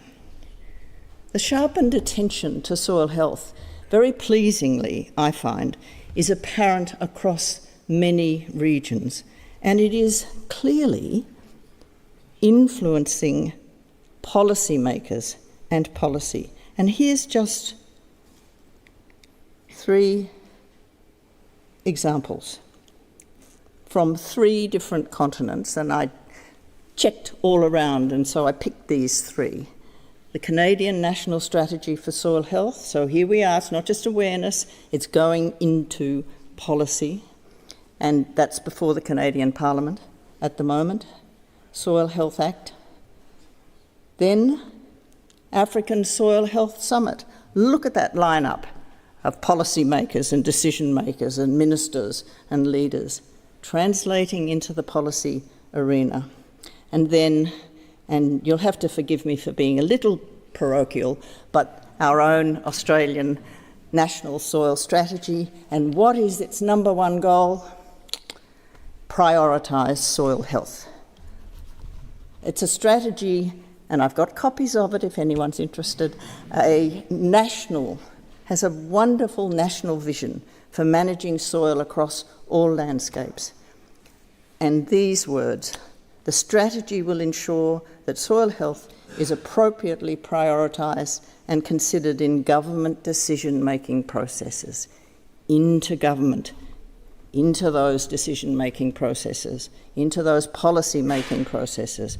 That's where we want it to go. It's the same story with soil carbon and soil sequestration. Although discussion of carbon sequestration actually has a long history, when you set it in the context of evolving climate diplomacy, when you think about the introduction of nationally determined contributions, when you think about the raised attention to market instruments and to nature-based solutions, it's taken on new vigour. There's been an explosion, truly an explosion, of meetings, summits, symposia, round tables, workshops, conferences, pretty much all around the world. And again, I've just selected a few, but illustrating from different regions. The European Carbon Farming Summit, a soil carbon research symposium in Brazil, and our own studies, a round table on carbon sequestration potential. There's also been an enormous increase in research projects and publications, scholarly research papers and commentaries, handbooks and books. Again, all I'm showing you is just a tiny sample from different countries and regions in these 2 book covers. I do think it's fair to say that the activity underway and the volume of information that's being produced and available, including available online, is close to overwhelming. But it's also, yay, very encouraging. The ferment of activity makes this a really exciting time to be working on these issues. And with Belém beckoning, we could hope that the scientific research, the on-ground policy work, and that is being undertaken on soil health and soil carbon by so many governments and soil stakeholders could translate into more advances in the COP process at Belém and beyond. I do have to say, and beyond, because although I am toujours optimiste, always an optimist, I'm not sure how to pronounce it with you, but I think it's immer optimistic. I am also a realist. And as the 30-year span that I've described so clearly underlines, climate diplomacy is tough and slow-moving. The issues are politically sensitive and complex. The official negotiators, we all know, are going to confront difficult discussions at Belém. climate finance, emission cuts, and the loss and damage mechanism that is now being talked about, will clearly be among the most contentious issues. In those negotiations, with a combination of good chairmanship and a willingness to compromise by some key delegations or groups, and I won't say more than that in diplomatic speak, some outcomes will be achieved. But inevitably, some matters will be left to future meetings to resolve. That's the way of the COPs, that's the reality. But there's some new elements at Belém that could change the outcome equation. Not for formal decisions at the COP, but for delivering messages and ideas to assist national policymakers develop effective responses to climate change. You'll be aware that side events have been a feature of the COPs for some time, but they've essentially been kept separate, conducted in parallel to government discussions. The new structured and more inclusive approach that's proposed for Belém is designed to bridge the gap between the formal negotiations and the real world, engaging multiple stakeholders directly to share their experience, to interact with the negotiators, and to present their views on priorities for action and to discuss possible solutions. I see this as a good and welcome development that could give new energy, much needed, new energy and impetus to climate diplomacy. And that, of course, is exactly what you're going to be doing over the next 3 days. The organisers have assembled here a very impressive group of experts and practitioners deeply involved with soil carbon and climate issues to share thoughts on the most promising solutions and identify the most urgent action areas. Given that depth of experience, I'm very eager to hear what you have to say. But before we all hear from the first keynote speaker, I was given 2 tasks in these introductory remarks. Although my domain is the big picture and public policy, and the principal request to me was to provide a broader context for your discussions, I was also asked to help kick off those discussions with some observations about the state of play on what's happening in the soil carbon world and on those areas for priority attention.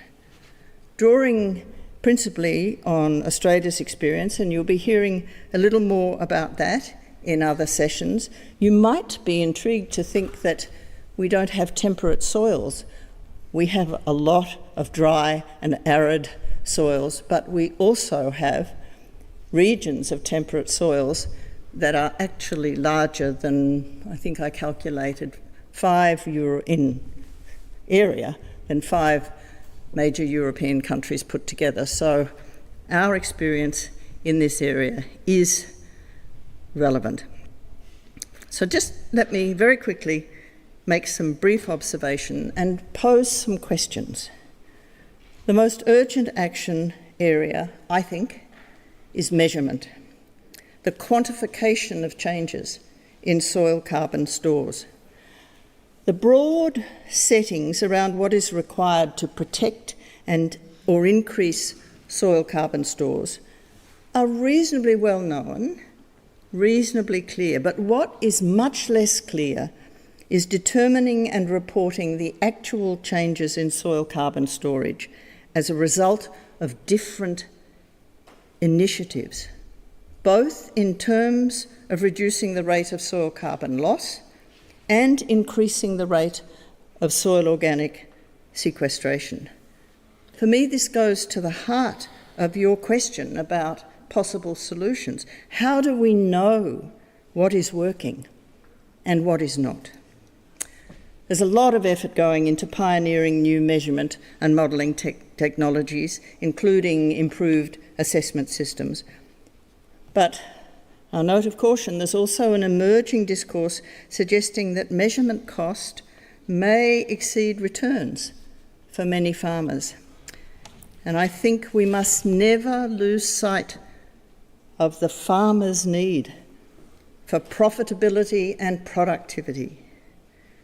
Significant research is also being committed to long-term field trials, exploring the effects of intercropping, crop sequencing, carbon amendments, and soil amelioration. And these slides represent just a fraction of a really large body of work that is underway. Management, one area for urgent action. Another urgent action area is adoption. How do we translate the plans and the strategies into on-ground action? How do we get changes to land management at scale? Scalability, constant point of discussion. We know generally what we have to do in different environments to protect and increase soil carbon stores, and we're going to hear more about how we do that in temperate zones. But this doesn't always happen. The question is, why? The approaches to adoption generally follow three broad pathways: education, regulation, and we heard about regulation happening in the EU, which is very welcome, and market mechanisms.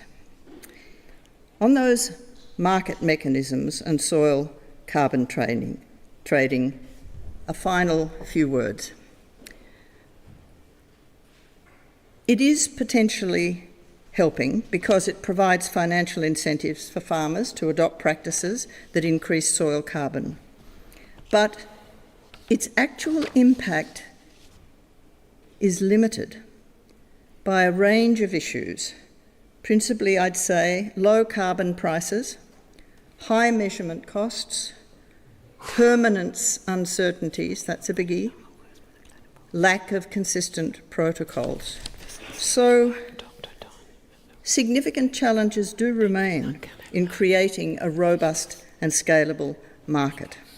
And I hope to hear more comment about that during the course of the conference. That's just some thoughts from me, some questions to pave the way for what I think promises to be a genuinely interesting and valuable conference. I want to wish you much success and stimulation over the next 3 days, and returning to that big picture and Humboldt's conclusion that everything is connected and intertwined. I hope that your effort to map pathways and solutions for soil carbon in temperate regions will connect with and influence action at the global level. Monsieur Le Foll talked about espoir. He said, we need to restore hope to everyone. Your exact words. Hope is an enduring and powerful feature of humanity.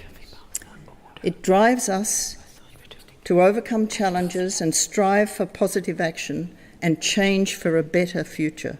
So, to conclude my presentation, I want to share with you one last image of the colourful hope ribbons of Brazil.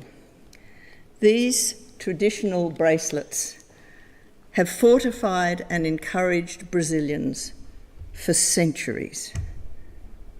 May they do the same for us all. Thank you.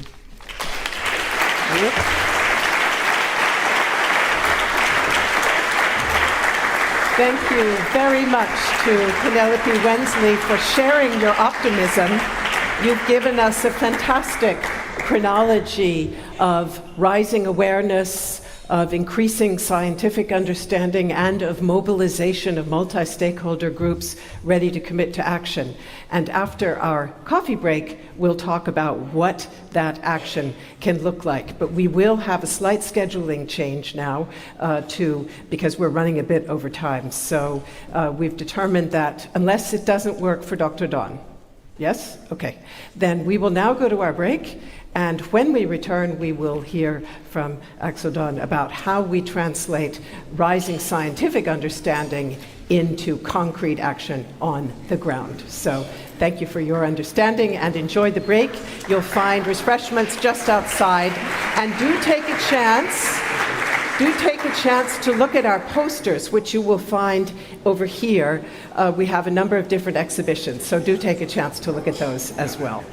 Welcome back, everyone. Hope you had a refreshing break and maybe got a chance to look at some of the posters, which of course are not only there where I showed before, but also in the room where we had refreshments.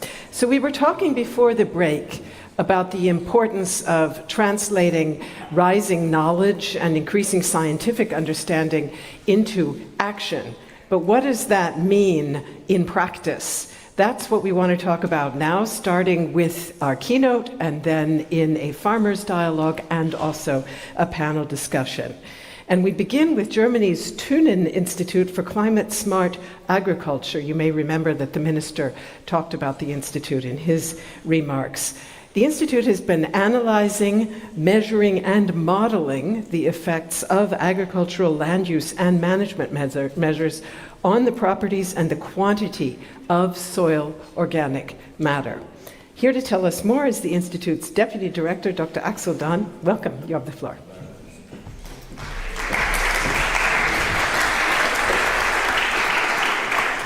Yeah, thank you. Good afternoon, everybody.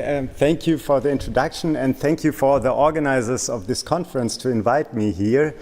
It's a great honor to be here, and first of all, I'd like to acknowledge all my colleagues from the Thünen Institute who helped with the research results I'm gonna share with you today.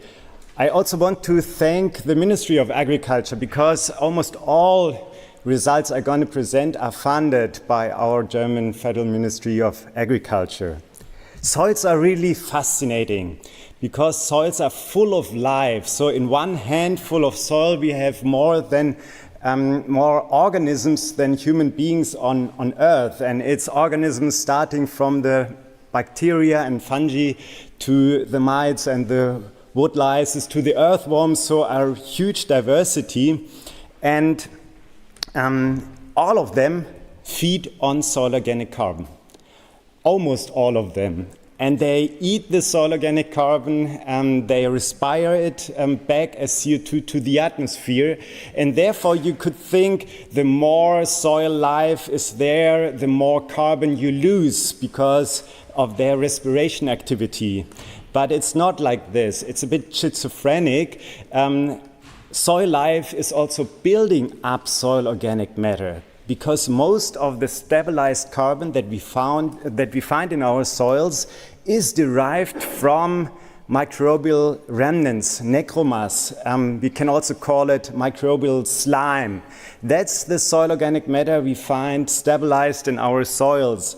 And soils are really a complex habitat, and you see on the slides here that there's lots of life and roots in the soil, most of it in the pores and in the water-filled pores. They are really most important for the soil life. We should always keep in mind the soil carbon cycle, and to feed the soil organic carbon, we need the plants. The plants are important. They take up the carbon with photosynthesis, and they store it in the biomass, and this biomass becomes soil organic matter at some point if the plants are dying, or with root exudates also from living plants. And if we talk about carbon sequestration, we have to talk about how to feed the soil with soil organic matter. That's really the pathway to go for carbon sequestration, since the activity of soil life, we cannot stop it. They will keep on going, decomposing and mineralizing soil organic matter. Therefore, the key pathway to sequester carbon is to enhance the fraction of biomass that we leave in the soil. And if we look at the political ambitions with carbon sequestration here from the EU, it's really enormous what we want to achieve. So the 310 million tons of CO2 has been mentioned before.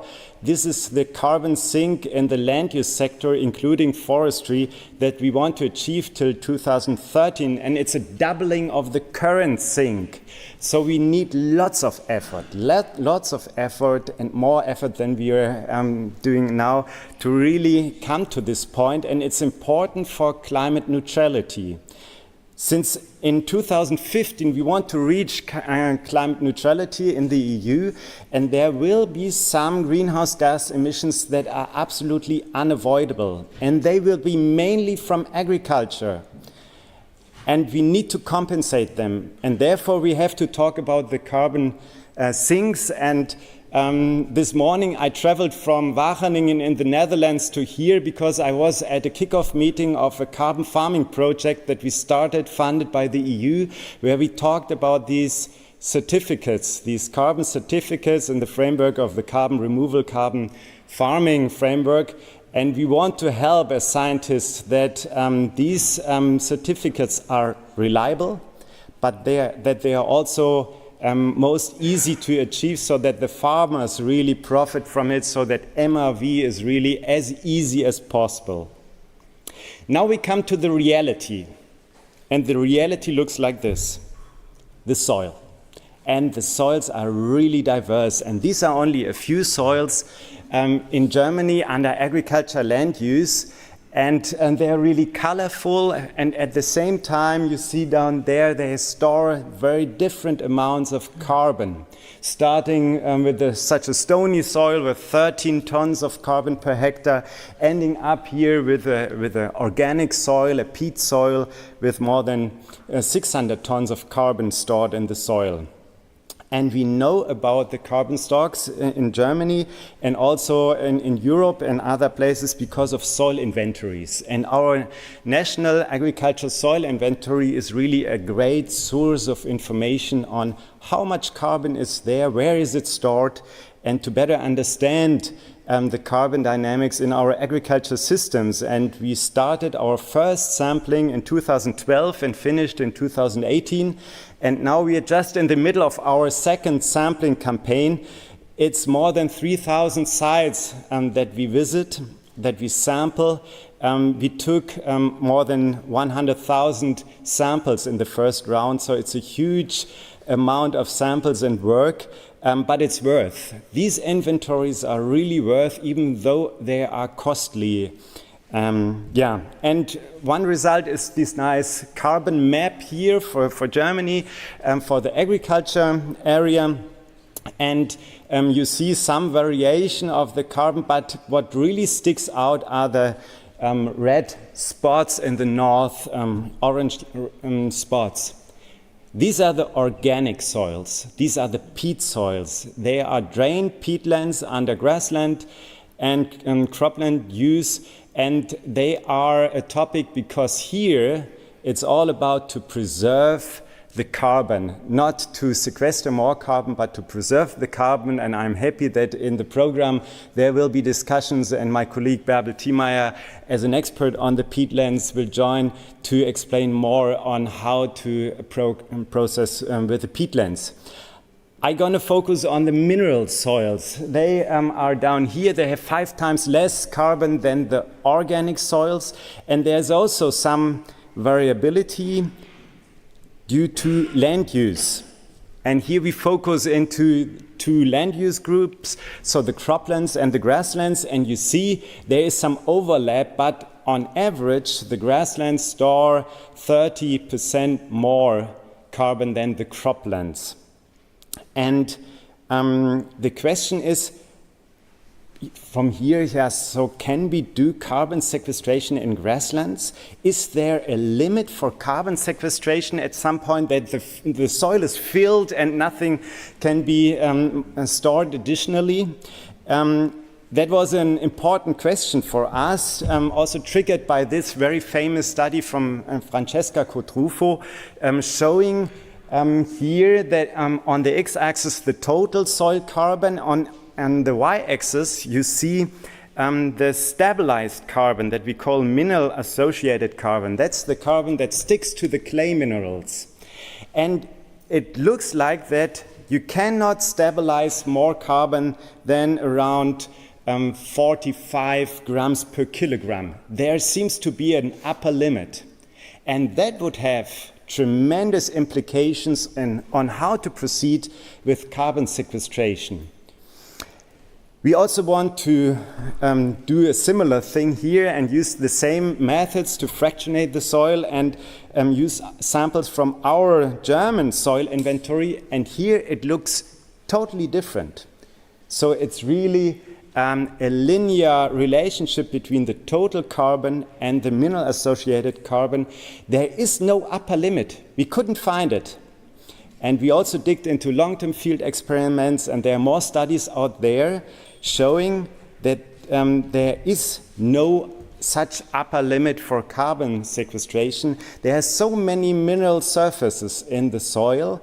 They are never covered fully with carbon, and if they are covered, carbon can stick to other carbon parcels. So it's really a stacking on top of each other, and it seems that there is no upper limit that is relevant for us in our land use systems, in our discussion for carbon sequestration.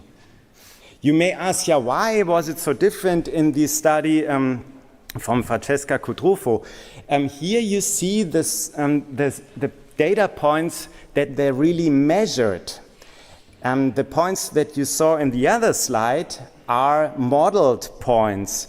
And they used an AI model to really train and predict the remaining parts, and in the end came up with this. So it's really that the model was over-predicting in a range that was not really covered with real measurements.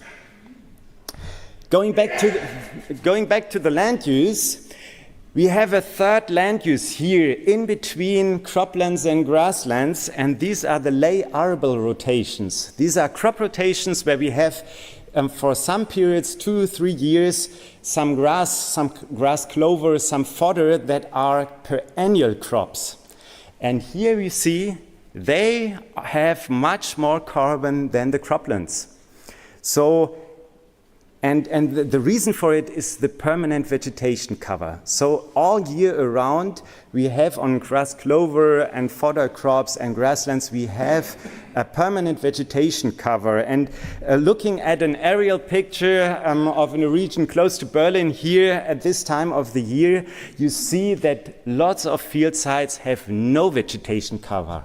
The crops are harvested and there's no vegetation, and that's really a waste of solar energy, because the solar energy is not converted to biomass that can become soil carbon.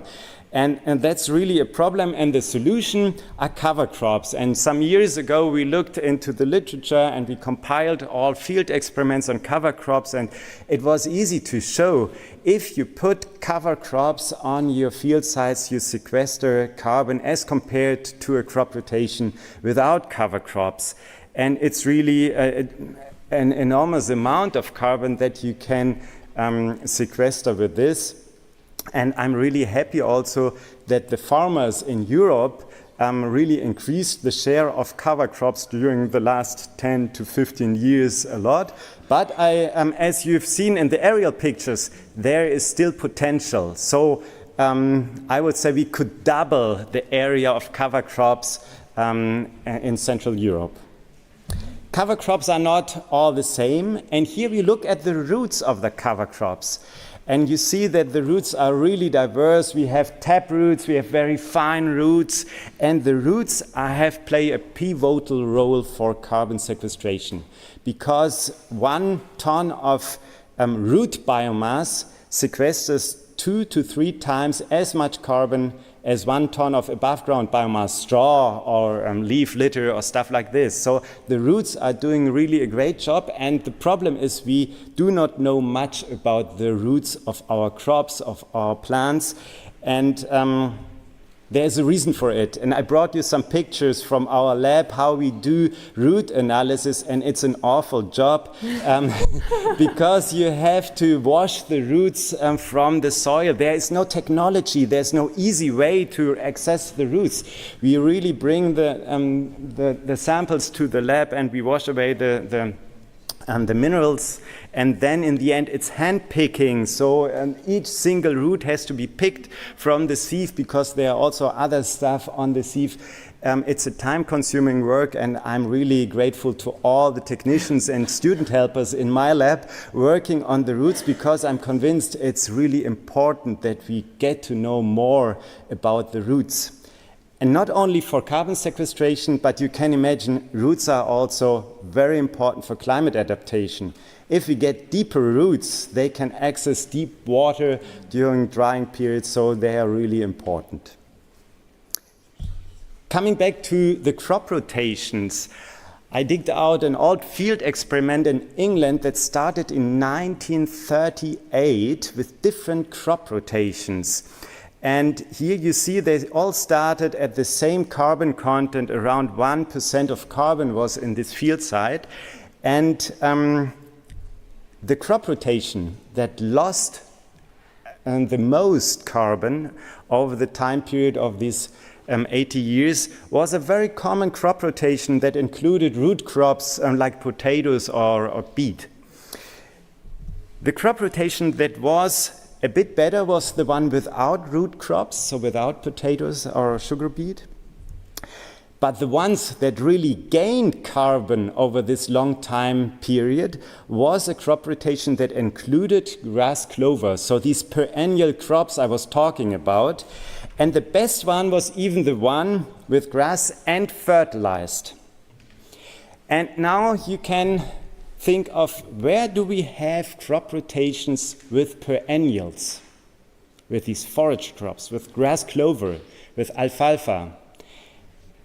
And for sure, it's the organic farms. They are really good in this. They have, on average, a higher share of these carbon-enhancing crops, I call them, these perennials, these grass clover and alfalfa crops. And as compared to conventional farms, this is here the status in Germany, and therefore we wanted to quantify, so how much more carbon is stored due to organic farming as compared to conventional farming. And we were really lucky that we had 2 data sets to look at it and to look at the reality, not in an experiment, but really the reality in the field in Germany. We had the data set of the of our agricultural soil survey, the inventory, and we have a really nice project called Humus Klimanetz, together with 150 farmers.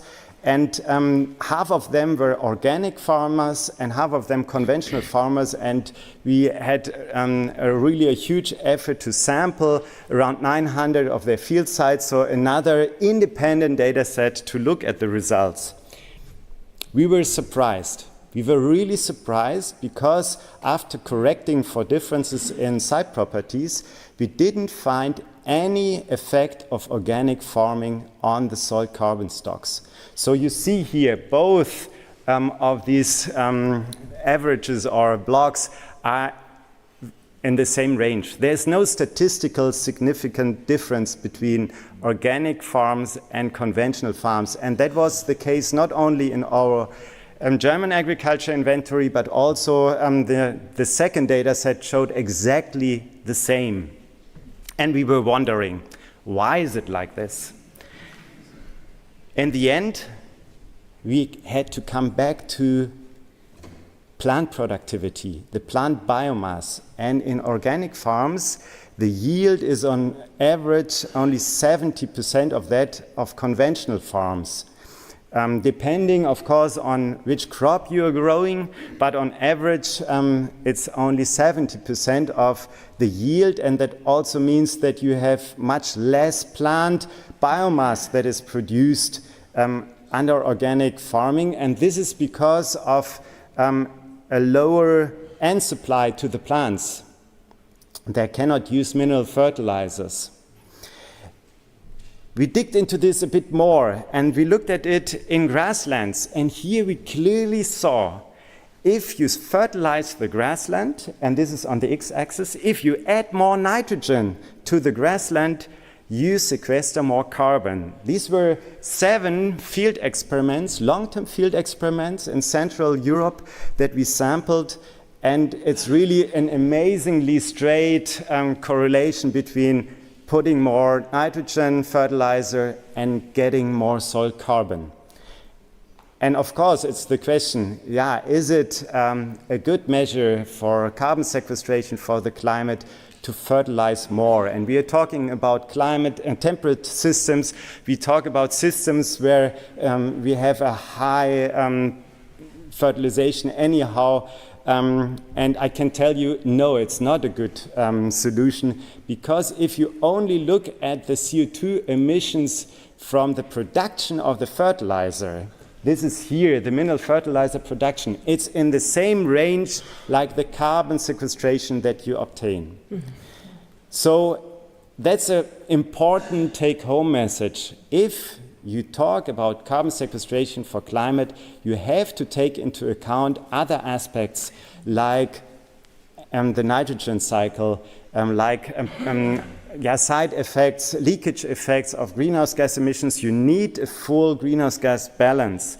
And in this slide, we even didn't look at the N2O emissions. And here is a nice study, a French study, that compiled different meta-analysis on carbon sequestration measures and their effects on carbon, which is in red, and the effects on N2O emissions.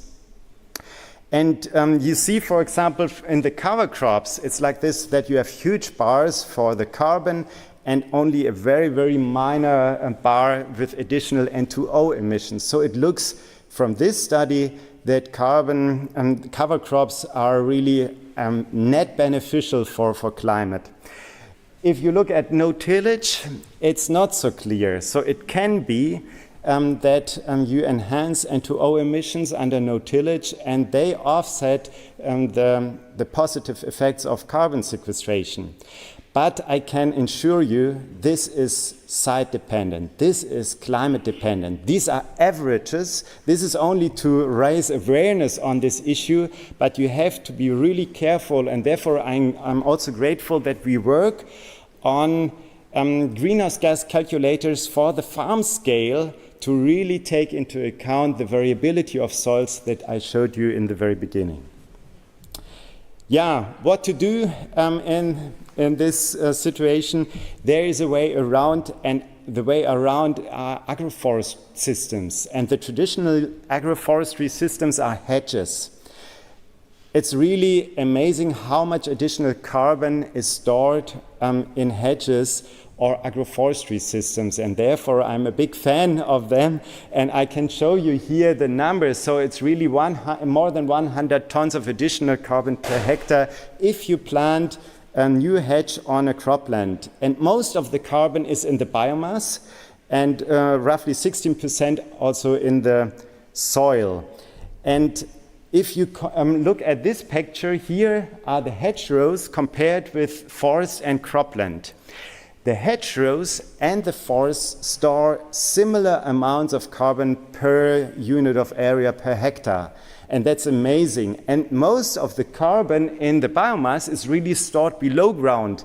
Emphasizing we have to look at the roots. If we do not know about the roots in these systems, we come up to totally wrong calculations on the climate carbon effects. I want to end with this slide, because for me carbon is more than climate mitigation, and that was stressed from the very beginning with the 4 per million initiative. Carbon for climate mitigation, for food security, for soil health in the end, And almost all processes in the soil are affected by the soil carbon. And therefore, if you ask me about a good indicator for soil health, the first indicator is always soil carbon. If you're losing soil carbon then it's always a bad sign for the soil health status, and therefore soil carbon is really important.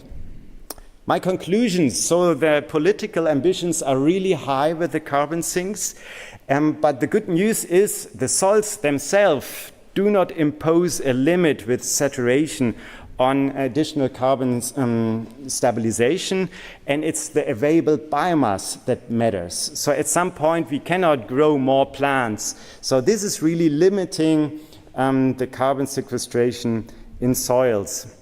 But there are a multitude of options in agriculture to enhance the carbon input to the soil and thus also the carbon stocks. But we have to be aware of trade-offs. It's not always so easy. And one trade-off I showed you is the trade-off between carbon sequestration and nitrogen fertilization. And only if we take the whole picture with a full greenhouse gas balance, then we can really evaluate these kind of measures and the effects for the climate. But for sure, enhancing and maintaining carbon is worth to work, and therefore I'm really happy that we have this conference, and we are on the right track if we enhance soil carbon for soil health and in the best case also for climate mitigation. Thank you for your attention. Axel Dahn, thank you so much.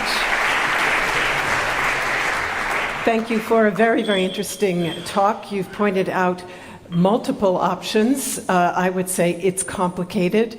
And so now we want to hear from those who are in a position to actually implement some of these options, namely the farmers themselves. Our farmer talk is entitled Focus on Implementation, Farmers' Experiences with the Transition to Sustainable Soil Management. And we're about to meet two very inspired and inspiring farmers who are taking part in the Humus Climate Network that you mentioned and that has also been mentioned several other times, which is a major model and demonstration project under the federal Humus program of Germany that was described by Minister Reiner.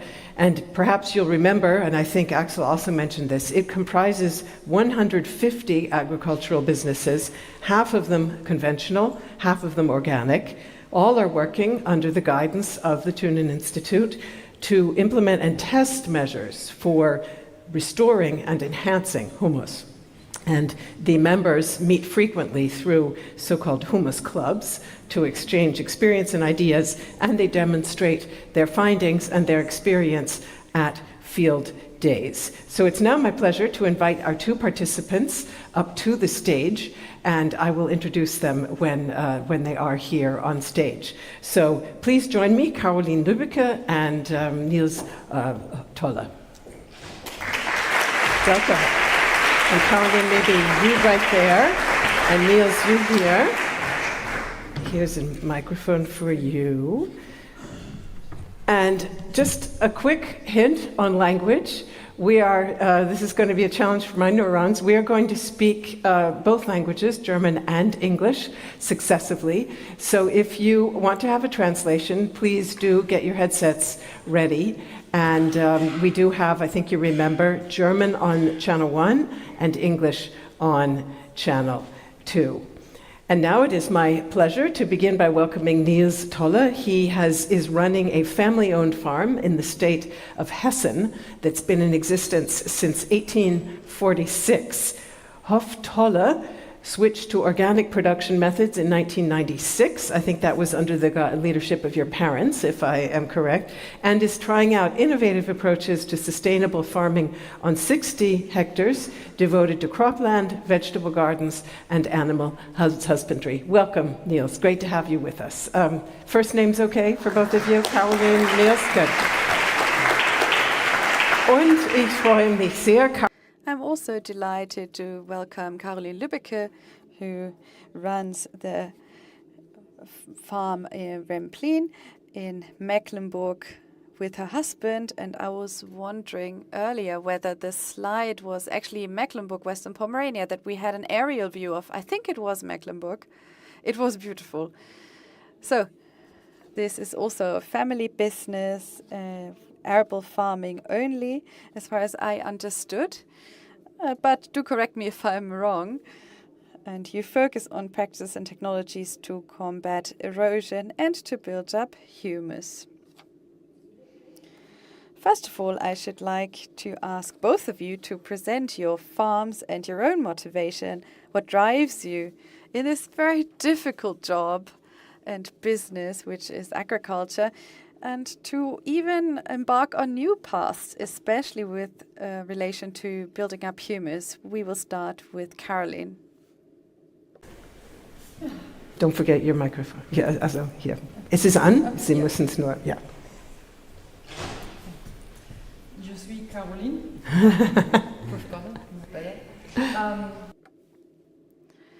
I prefer to speak in German. I could do it in English, but we have a lot of German speakers in the audience.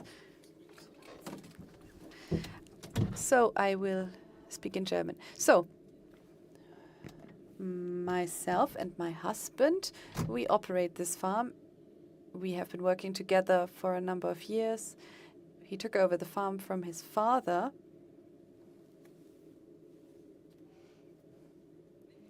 Right, this one seems to work. Brilliant. So since 2006, my husband was a part of this group. He took it over with his father. I joined it in 2014. What's exciting is that both of us have a similar approach. I support him in what he's doing. We really want to fundamentally change and transform our farm. We have 2,600 hectares. This is the average size. 1,000 hectares is the average size in the north or the east of Germany.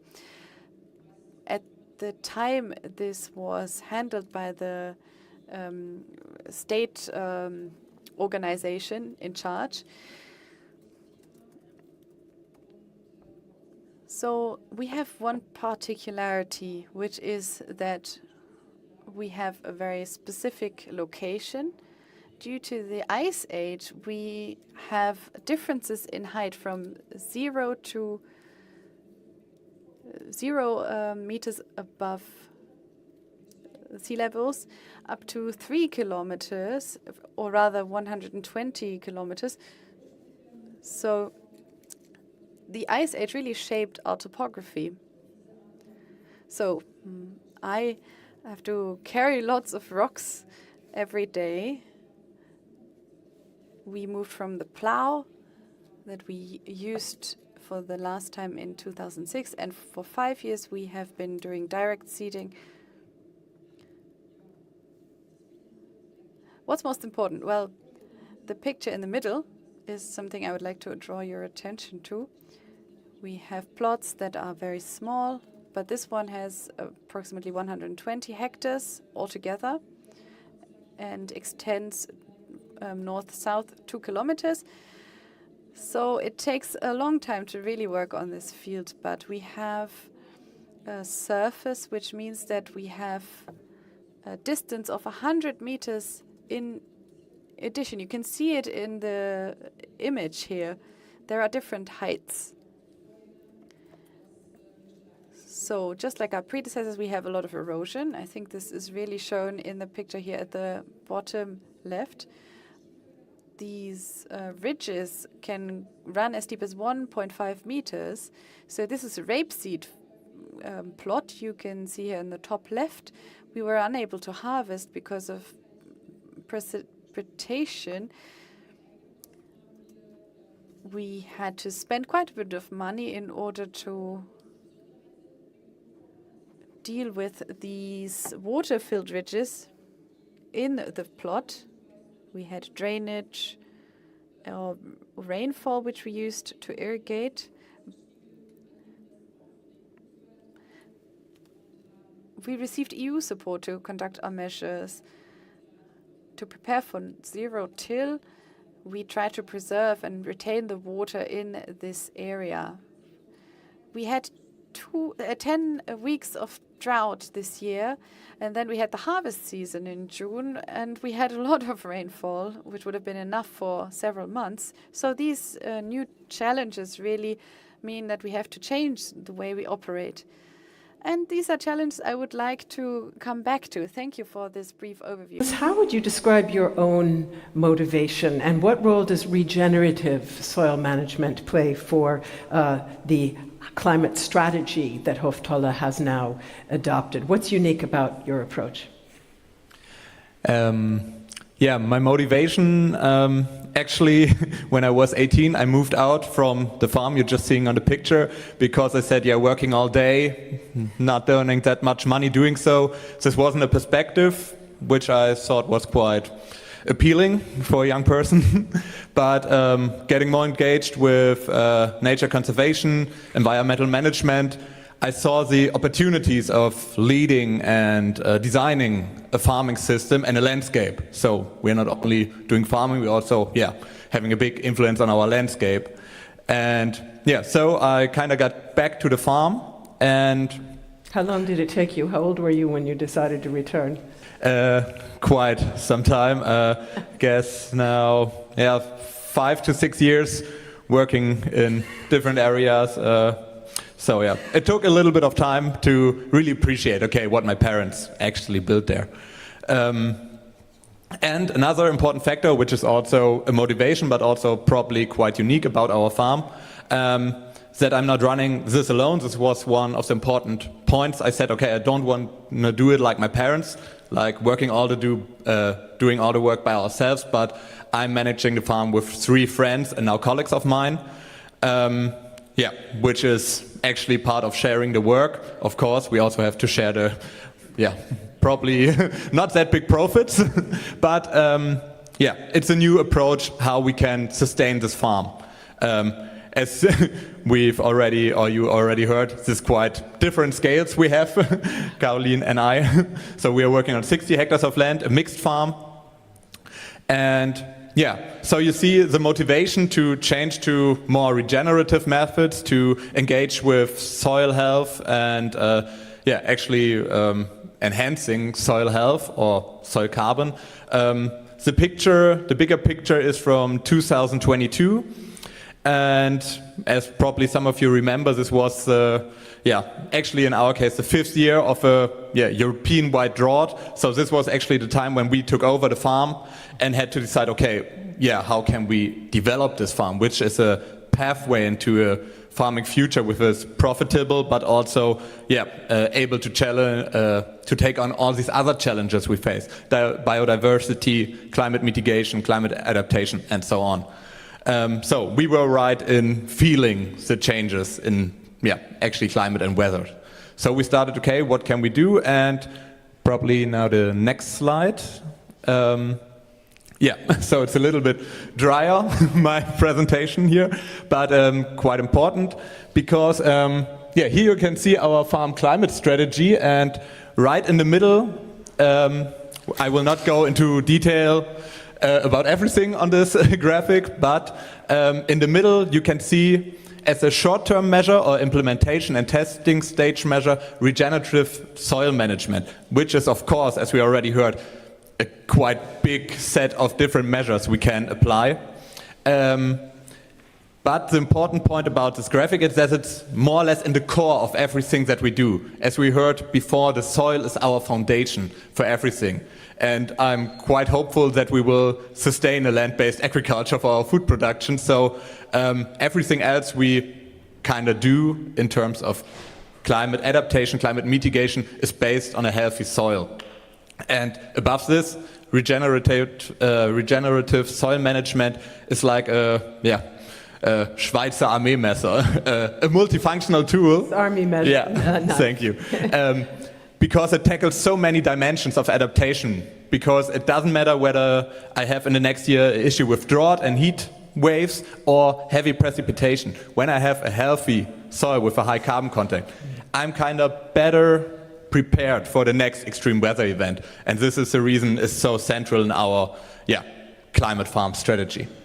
So let me ask both of you now to talk a little bit more about the challenges that you face and what solutions you're implementing to address those. And we'll start with Niels and then go back to Caroline, please. Yeah, our agriculture in our area is, agriculture is in every area quite complicated and a complex topic, but we are working on so-called marginal soils. So I guess most of us here are kind of familiar with the soil grading scheme. So we are working on soils, starting with 15 soil points, quite heavy, clay soils, high clay content. Also, is that making you envious, Caroline? Caroline is expressing some kind of shock. Tell us. Yeah. Okay. So also we have also enough stones in there. So quite challenging work. And my parents, fortunately, were already quite progressive in understanding, okay, they need to take care of the soil and their environment. So also this was one of the reasons for their early transition to organic farming, and also implemented quite early cover crops, intercropping, sustained a mixed farming system. This is also an organic farming, not an imperative anymore. I mean, it's quite helpful, but implementing the animals in the farming system, so having organic manure to nurture the fields.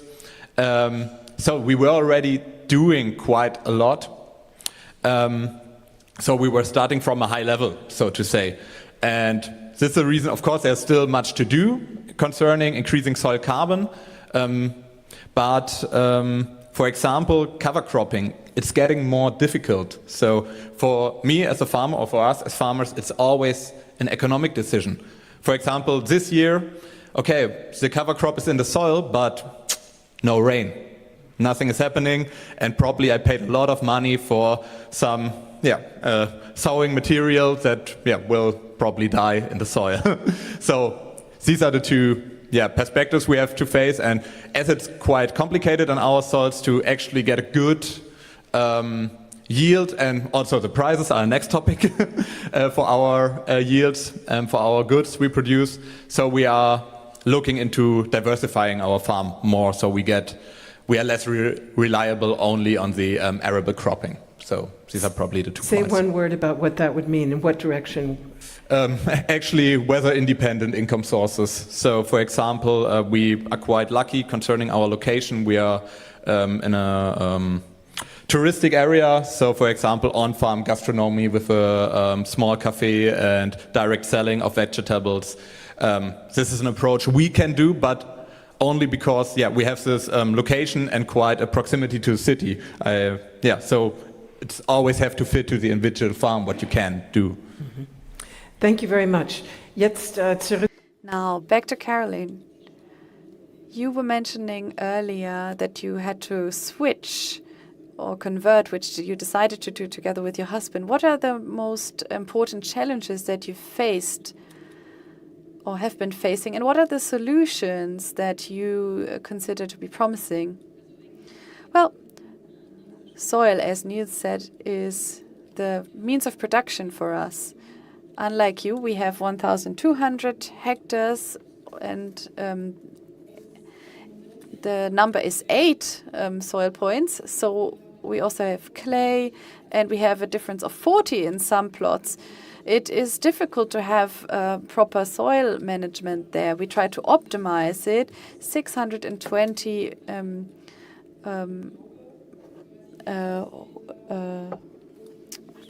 machines have to be used, and we used to have overflight systems with a high number of staff. We had high average age and no young farmers and people working on our farm. So we have to really stay all day, all night to sit on the tractor and collect stones, etc. So we also have 400 hectares of forested land, which is not part of the Humus Climate Network. So we have a large variety of plots that we took out of production, we are benefiting from set-asides, for instance. We have crossed the border of 10%. With 8 points, you can do whatever you want, but it is difficult. We try to also use composting, producing our own compost, because it was difficult to access commercial sources. So this is one issue. But as mentioned by Axel Don, we try to really use intercropping. This is really the yardstick. Mostly we combine them ourselves, because we don't agree with what is provided by commercial providers. If we produce rapeseed, well, it is difficult to use no-till. It reduces the yield. You can maybe harvest with plows, but we have a very diverse landscape, and we have a high level of slopes and steep slopes. So it is difficult to sow. And the plants really have to be strong to be able to grow. We found, after the last 2 years, that we had seen significant harvest losses, and now we have seen a bit of a change, which means that we tried different techniques. We used a 6-meter drill. This is how we got started. Now we are trying to use French technology for no-tillage, but they have a lower distance between rows, which of course has an impact on what we grow. The technology we use is 10 years of age, so of course it has an impact too. High technology machines with fixed tram lines, for example. The tram lines are visible all year round. We have 2 high functioning harvesters to effectively operate on our fields, to be able to harvest. And we try to not access the land too often, which means that we combine working steps along the way. For example, using sowing at the same time. We also face the trouble of snails. So we have to really use pesticides there. And we also found that we have a mice population that has really risen, meaning that we are also hunters in a way. We do not shoot foxes, but, for example, wild boars are big problems because they search for protein. I think Mr. Don mentioned the worms. We have a lot of them. We have very active soil life. And if we move the rainwater swiftly, we are well prepared for the dry spells, but it's not enough. We found that greening is very important, but then we face dry spells in summer, which means that we may use an intercrop, but without precipitation, it makes no sense. It is a tremendous problem for us. It's a bit of a lottery. Nonetheless, we face a lot of costs for seeds. Every company is asking a minimum of 70 to 100 euros per hectare for maybe 1,000 euros of yield. Maybe we have fixed costs as well, operating costs that can be as high as 50 euros per hectare, and we haven't even spent anything on fertilizers or other technical means that we need, other input. One thing we did that was quite successful is that we reduced the use of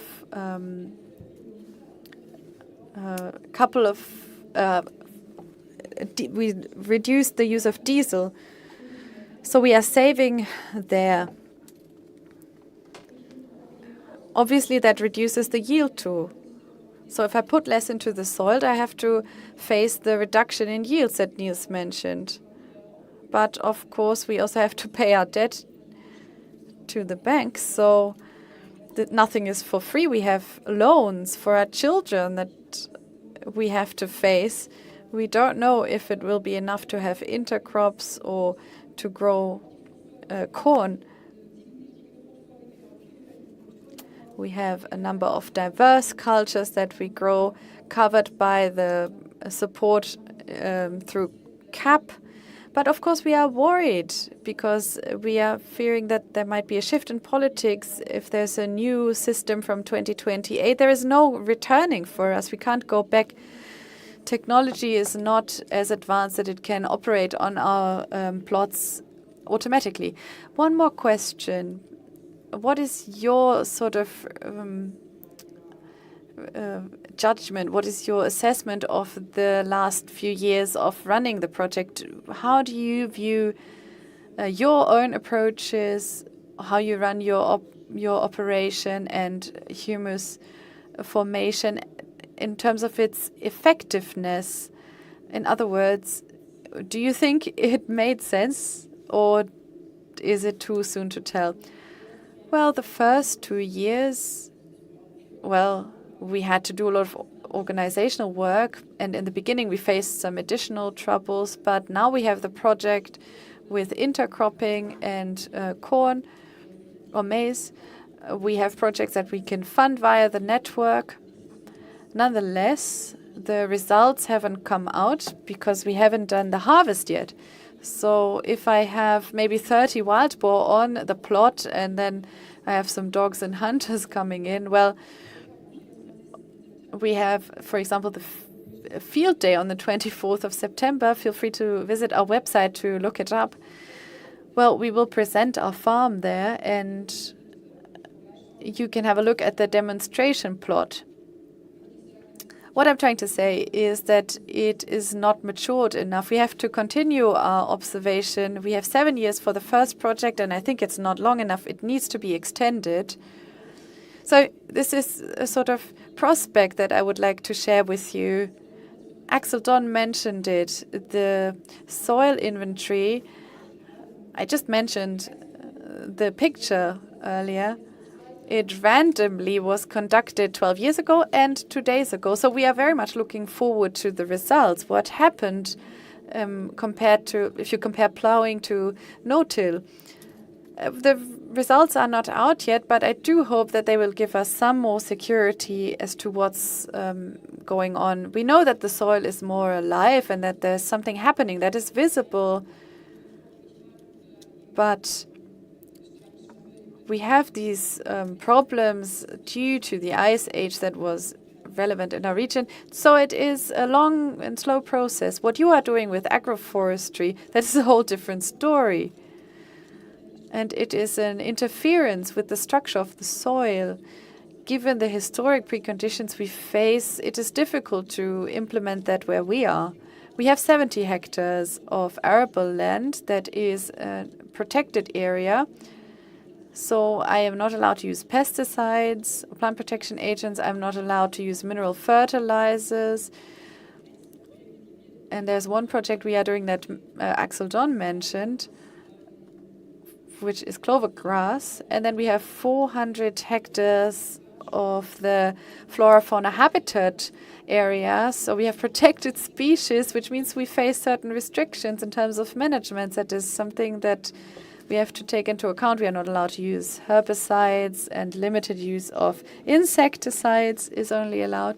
That is something we are doing by ourselves. There's no compensation or support, financial support for that. So I'm just trying to say that our farms are so different, but it is still great to be able to present what's going on the fields. And we face similar situations in Europe, Bulgaria, Hungary, Poland. I think this is similar to some situations, but we maybe have a different situation in Spain, for example, with a lot of staff that is available, which we can't do. Forestry, of course, is an issue. We have to work on that, and we need to continue this work in the project. We need the Thunen Institute. They need to be able to put figures to what we are feeling. So they are really waiting for our input. Thank you so much. Sie haben uns sehr viel zu reflektieren gegeben, auch für das nächste Panel. Weil im nächsten Panel wollen wir auch darüber sprechen, wie können wir praktisch, also ich bin Ökonom, deswegen sage ich so, die positiven Because you mentioned the external effects, and in such a large farm as you have, with so many protected areas that we all benefit from, so there are quite a lot of interesting external effects. So if you don't know that project yet, it's really worth visiting. Niels. It looks after 3 years. Is it also too soon to tell? Or would you say that the effort to make these changes, as difficult and challenging as it is, does seem to be producing positive results and bottom line positive results? Yeah, that's actually a hard question. I believe yes, but as I mentioned, we kind of started from a high level due to my parents' efforts. So what we kind of observe is also in the recent 3 years, it's getting more difficult to apply measures like cover crops. For example, intercropping, what we also do as a measure in the humus climate nets, really works out only a few times. So it's something we can still work on, but difficult. Same issue. I buy the seeds and probably, I don't have any benefit from it.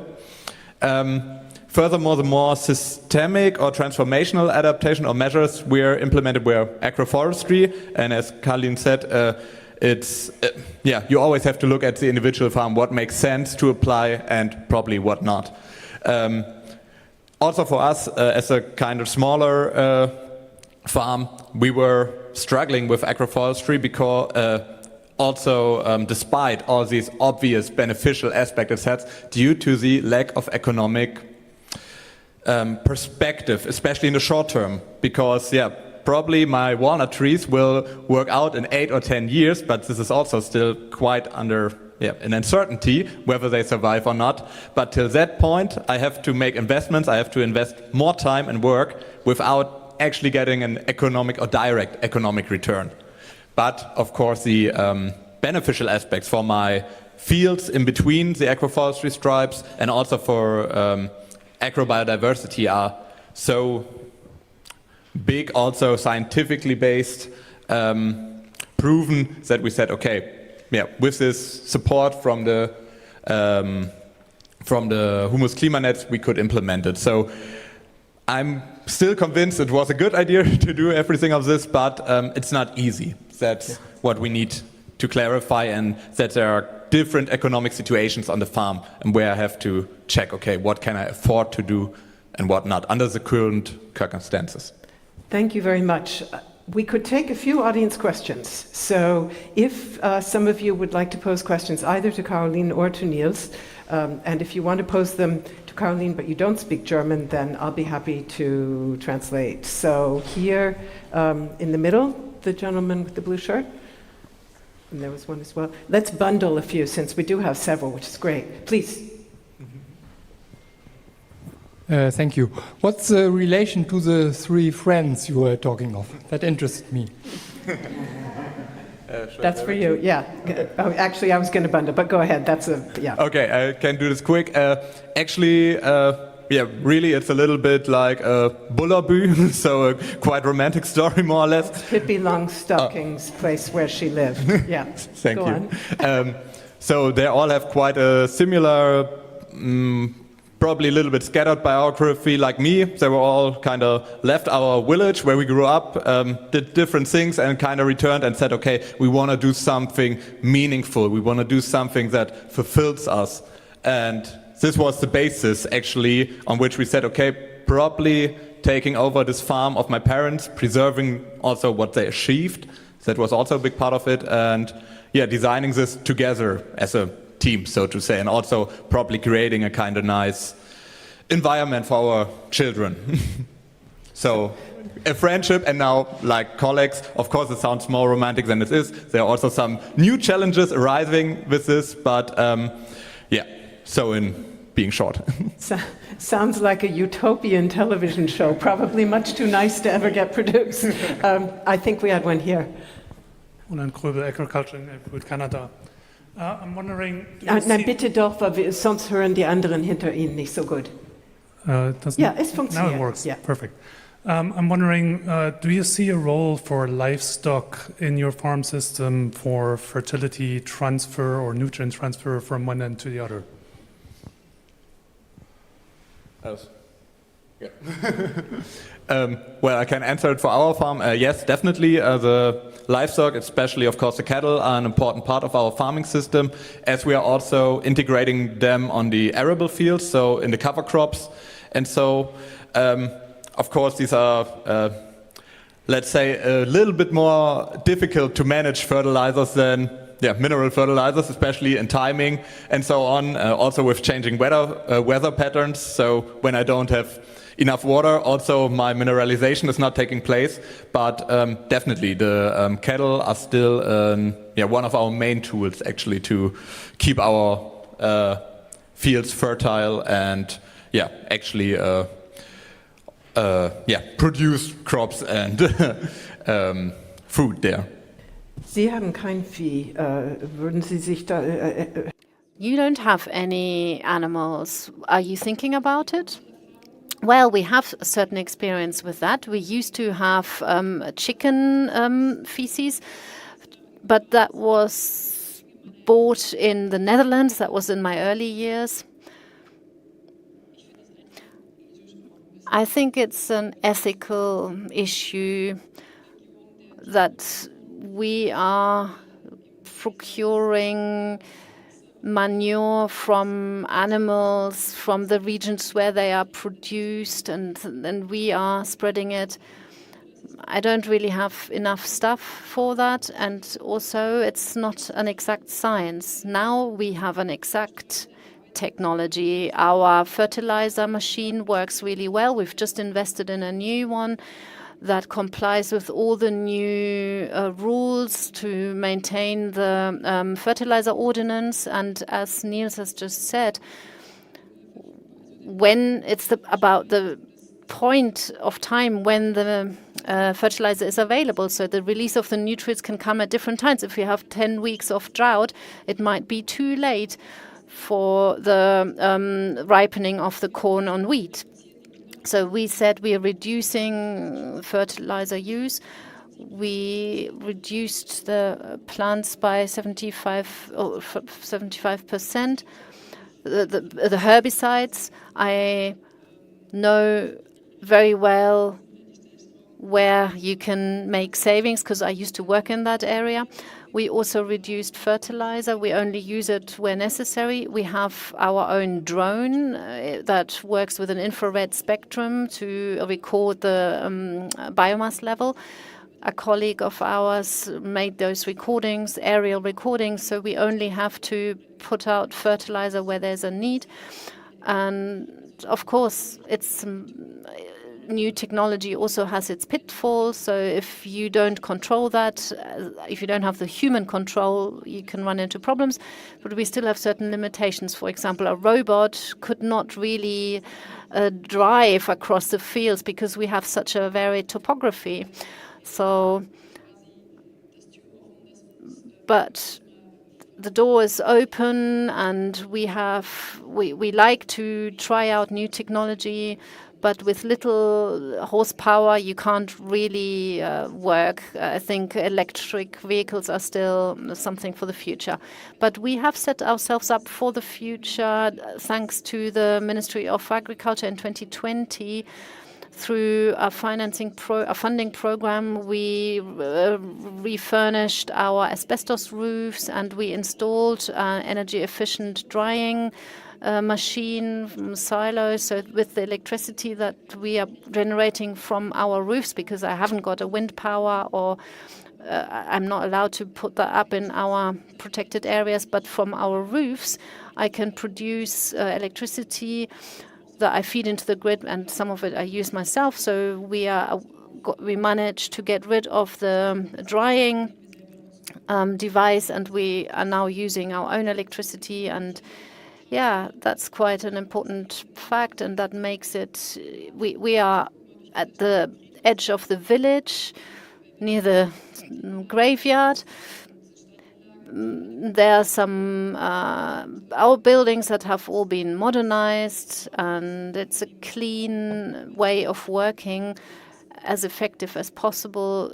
But you know, there's no room for any blackouts or things like that. Very interesting farm systems. Walter Stinner, German Biomass Research Center, head of the working group of multifunctional agriculture. Do you have also data on your crop residues and on the growth, on the biomass of your intercrops? And second question, do you crop your intercrops mainly with the focus on making it all the time green, or do you also focus on producing as much biomass as possible with the intercrops? Third question, did you think wait a about, minute, sorry. about an Short, okay. bioeconomical use of that crop residues and intercrop biomass? Did you get the third? Did you guys get the third one or not? Because I talked over him. Yes, the first one again. Do you have data on your crop residues? We got the first two, but we kind of missed the third one. The third one is the option of bioeconomic use, for example, biogas or biogas plus proteins plus additional things from your crop residues and intercrop biomass an option for you? Okay, thank you. So, kurze Antwort bitte, because yeah. Also wir machen kein We don't have a biogas plant. All the residues are left on the field. We're not removing the straw. biomass on field. It all stays and should be fertilized for mineralization, and it's no option for us to start building some biogas production. We don't want use just this intercrops. It's less because we can't send to data. I told you 10 weeks without rain, there is no biomass for biogas. So how should I fill? Yeah, it's much better. We can use our wood pieces from field or some from we have some calamitaten because of this insects in forest. And maybe we can use this weak wood for producing some compost. So it's much better for us to put directly organic biomass on field and on places where maybe very bad soil conditions. That's our future aspect we want continue. It's much more effective than the simple use just for 2 months. And we also use intercrops just for winter, and it's frozen. It's stone growing because we want next early spring we started planting peas or summer barley, and it's not very helpful if they start growing again. So we just decided for intercrops that going down in winter. Thank you. Do you want to speak to it? I can. Short, yeah. Yeah, in pretty short, data, unfortunately, no, because simply too much work for us now. I mean, for the trials in the Humus Klimanet, we can do this, we get support in this, but really tracking it ourselves, no. Using our residuals and also the cover crops otherwise, well, the straw we need to use for the animals on total. Well, most of it at last, and also using it in any other way, in a bioeconomy sense of way. If there's something interesting, probably, but as we are kind of small, also don't have that much biomass, then actually no option for us. It's not calculated. Yeah. No. Right. Thank you. Thanks very much to both of you. Vielen herzlichen Dank. Nils bleibt hier. Ja? Und Caroline sitzt wieder. Das war sehr, sehr spannend. Dankeschön.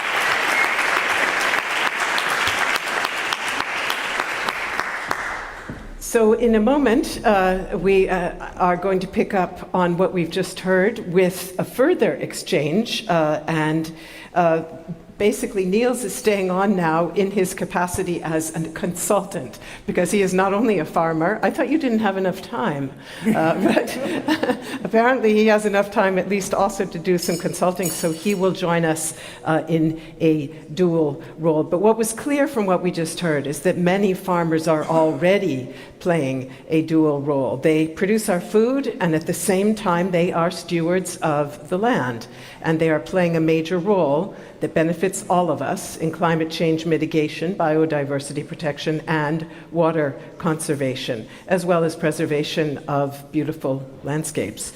We also learned that even for those who are committed to change, transitioning to sustainable land and soil management is very complex, and that existing regulations and incentives and support mechanisms don't always address the challenges to making this come out in a way that allows you to actually make a living.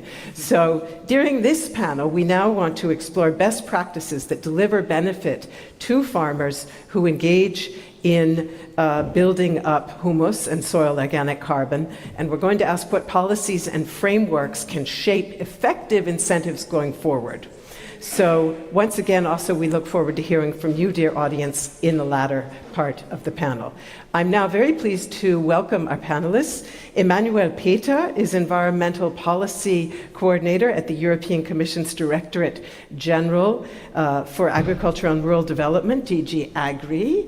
And yeah, I'm not quite sure what the laptop's doing there, but Professor Dr. Beverly Henry is Adjunct Associate Professor at Queensland University of Technology in Australia, and also serves as consultant and member, as well as former co-chair of the 4 pour 1000 Scientific and Technical Committee. Welcome to you.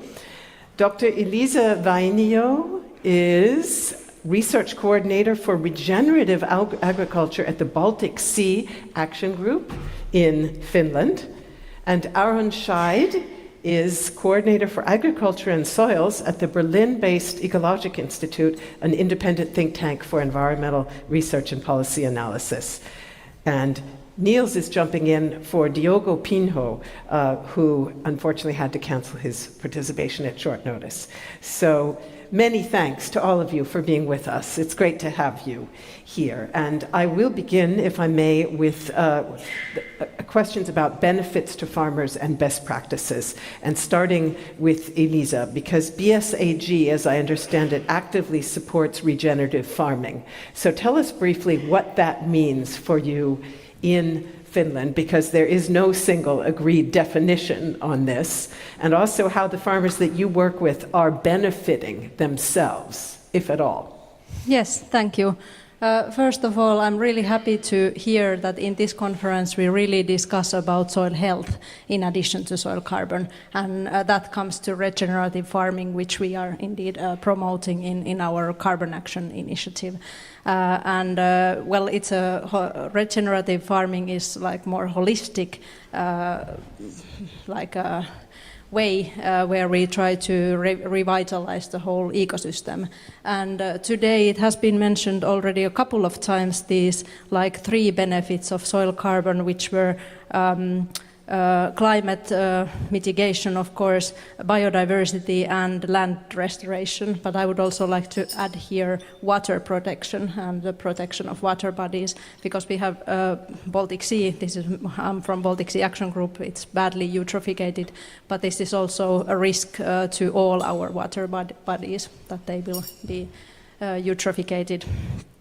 So regenerative farming, soil health is in the heart of it, and soil carbon is closely related to soil health, as already was mentioned by at least Axel Don and also some previous speakers here today.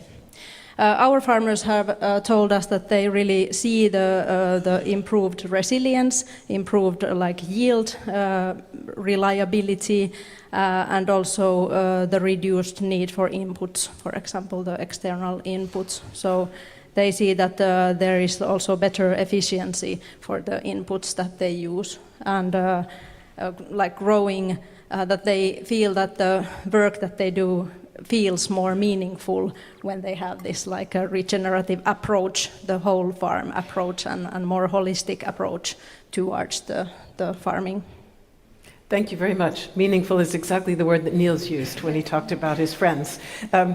Beverly, how does that compare with your experience in Australia? What kind of benefits are your farmers seeing from working with these practices? Thank you, and thank you for those comments too. I guess that in any area, even within temperate zones, the challenges for farmers relate to their particular biophysical situation. And in Australia, the soils are poor in many of these areas. The rainfall is low and often highly variable. So those biophysical aspects drive the reasons why they would change practice to a more regenerative practice. And they're also the reasons that our soils are highly degraded. About half the soil carbon has been estimated to be lost from our cropping soils, and about a third from pastoral soils. So we have to make up that deficit. And that drives farmers, along with their overarching aim to be profitable, of course. So a lot of farmers are doing these practices, but they're not calling themselves regenerative farmers. And that's a really important point, I think, that we recognise the good practices that are happening for a whole range of reasons. And some of them do look for an increase in soil carbon, but it's often an indicator, as Axel said earlier, of soil health. And that's where they're needing to go with this. But I'd just like to add that when farmers try to make changes towards these practices, it's not easy. And we've just heard that before. Yeah. And so they need to change their mindset to make those changes. They need to have new skills and new infrastructure in some cases. For instance, if they want to move to regenerative, holistic grazing that requires lots of fencing. So they need support to make those changes from both scientists and policy. So they're looking for those benefits, but they need help to get there, I think. So let's start talking about exactly that, and I'll begin with incentives here in Europe, EU and CAP incentives, and then we'll broaden that discussion out. But let me start by going to Emmanuel. And besides direct on-farm benefits, many farmers in Europe do rely on support mechanisms under the Common Agricultural Policy, CAP, to supplement their income. And there are, as I understand it, 9 mandatory good agricultural and environmental conditions, so-called GAECs, that farmers must comply with to receive CAP income support, many of them directly related to soils. How effective have these been, as well as other soil-related eco schemes in Europe, in ensuring that public money flows to those who do really generate positive externalities through good practices? Donc, let me introduce in a way. Thanks for invitation, and I'm from the DG Agri, donc, the Directorate of Agriculture and Rural Development in the European Commission. And in fact, we are in charge of the CAP, Common Agricultural Policy implementation, and is key funding to support the farmer. But as soon as we are aware as well on the context, and we have other policy, environmental policy, and climate policy, some engagement, commitment at EU level on that, and CAP are in the middle, and she need to interact with that. And for us, yes, CAP is there as well to support, as you mentioned, income for the farmer, and it was a key concern expressed even by the previous speakers, because in fact there is a market instability, but there is as well now a climatic instability. Donc, we need to secure, in fact, the income of the farmer. But as you mentioned, the CEP try to, in fact, to drive or to steer a farmer in a good way. And we have a specific instrument for that, yes. But we try to have a balance between some, I would say, mandatory requirement and after some incentive when farmer wants to go beyond. It's just a balanced situation. But after there is a huge difficulty and huge role of communication on that, because we need to have an acceptance for the farmer community to enter in this, in fact, in this framework. Because as soon as we are talking about requirement, here we have some requirement, and if the farmer will not comply with requirement, he will get a penalty. Donc, at some stage, is a negative, I would say, communication, and but even the requirements are very basic, but we have to communicate, and communication for me is important. Today, we need to have a common vision, what we want to achieve on agriculture. And from my perspective, it's not completely shared between different stakeholders at this time. Even the DGAGRI makes some effort on that, because there was a strategic dialogue before coming with a new proposal of the CEP, because we have delivered some new proposal for the CEP on 16 July. But before that, there was different steps. And there was a strategic dialogue. For me, it's an important element, because to share a common view, because if we want to introduce more environmental concern, if we want to have a more friendly environmental practices, that means we need to talk about to increase as well, to protect the nature, but to increase the performance at the farm level. But today is not the case, because the environmental issue seems to be related to society expectation, but is not in a core business of the farmer. And we need to, in communication, reconcile this element to move forward.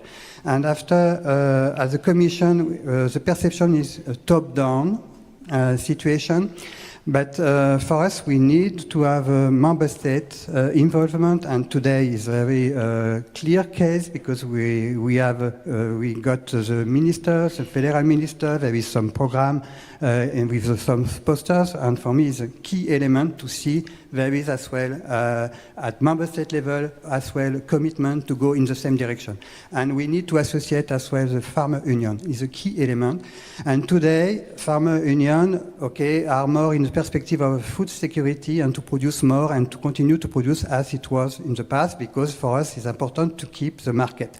But here is important as well to, as you mentioned, as you did, you invite some farmer who wants to move.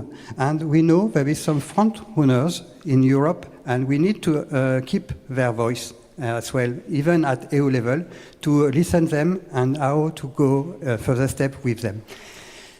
Just general, it's generic what I said, but it's important to, before talking about a specific instrument, to go in the context. And I think you've made it very clear the different elements that the Commission is weighing as it looks toward a simplification of the CAP. And amongst those considerations, and I'll go over to Aaron now if I may, food security, yes, but also competitiveness.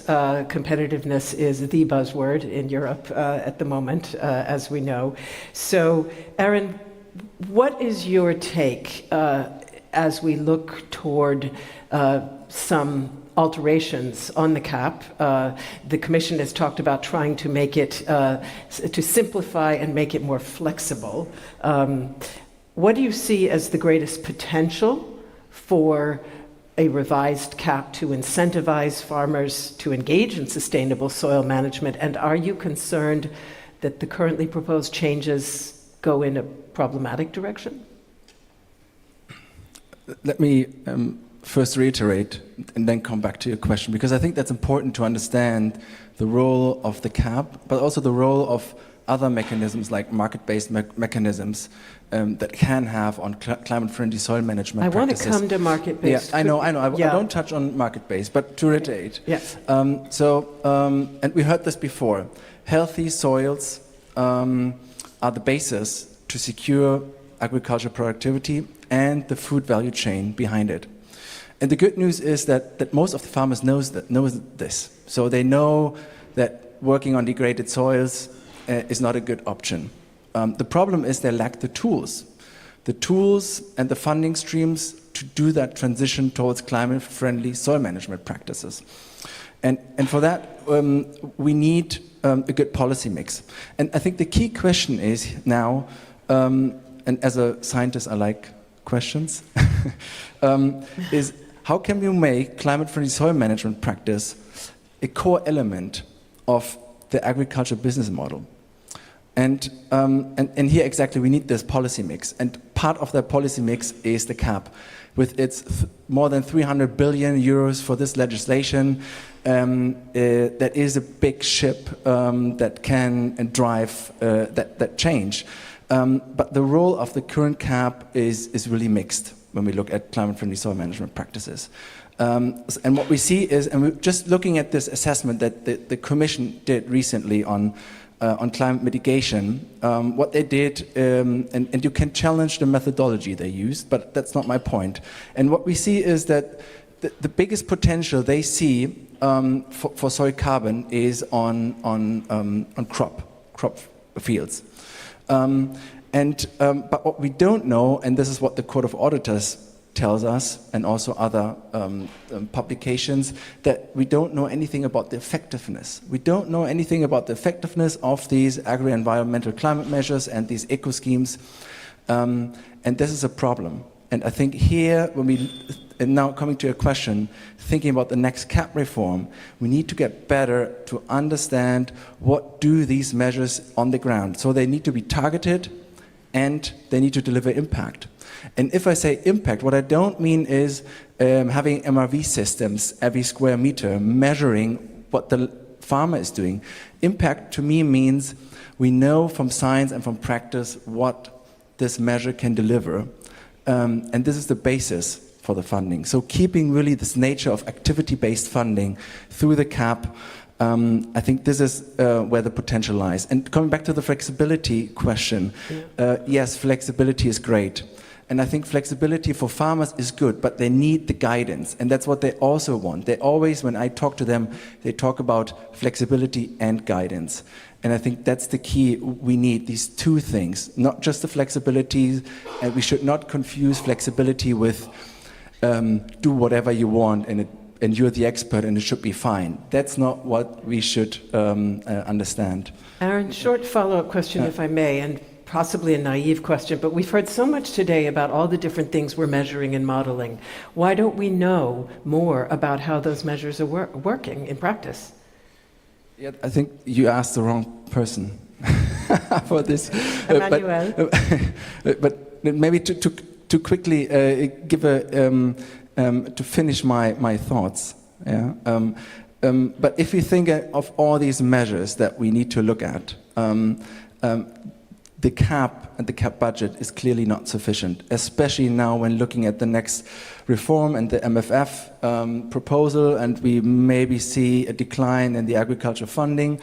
So the CAP budget is not sufficient. And I just want to give one example. The Scientific Advisory Board for Climate Protection in Germany, they recently published some figures. And alone in Germany, we need 21 billion euros for peatland revetting and keeping the land in wet use until 2049. And then it's clear that we won't have this money through the CAP. So we need additional funding streams. Mm-hmm. And this is now exactly where we come in when we talk about fresh money and market-based incentives. Great. I want to hear from Niels too, but let me just ask Emmanuel if he can answer. In a CFP, yes, there is a case brought. Sorry, hold it right to your mouth. I think it should be. Okay, no. Okay. In CAP, there is a strong support allocated to the farmer, mainly. But in our CAP, there is a performance and evaluation framework as well. And from the current CAP, we are working on that. That means we want to, when member state design some intervention for farmer, the intervention related to the soil, for example, or related for the biodiversity protection, they need to classify this intervention, and we have some result indicator, and some people can say, okay, it's too rough, but there is some result indicators, and we have made a mapping on practices set up under this intervention. And due to the help of GRC, we have classified the different practices by different practices like crop diversification, crop rotation, or soil management, like a soil cover, as we have already discussed. We have made this classification from what member states have done under their common agricultural policy plan. And we are able in fact, to sort the practices, and we try to go to further steps. I mean, we try to see what will be impact on these practices, and we have already worked on the impact on some soil quality, soil aspect, soil organic matter, but soil water retention or nitrogen content in the soil. We have selected this element, and we try to allocate, to see the impact. But it's still a rough estimation, but it's going in this direction to address some critiques. And in fact, in the future, we will continue in that. But to continue in this way is the data availability, and I think we need as well cooperation from member states as well. Mm-hmm. Thank you very much. So Niels, you were reacting quite strongly, as we heard from both Emmanuel and Aaron. So give us your quick take on your hopes and or expectations from the next version of the CAP. Quick. Okay. Yeah, sorry, but I have another topic I want to get to. Yeah. No, sure. Actually difficult where to start this,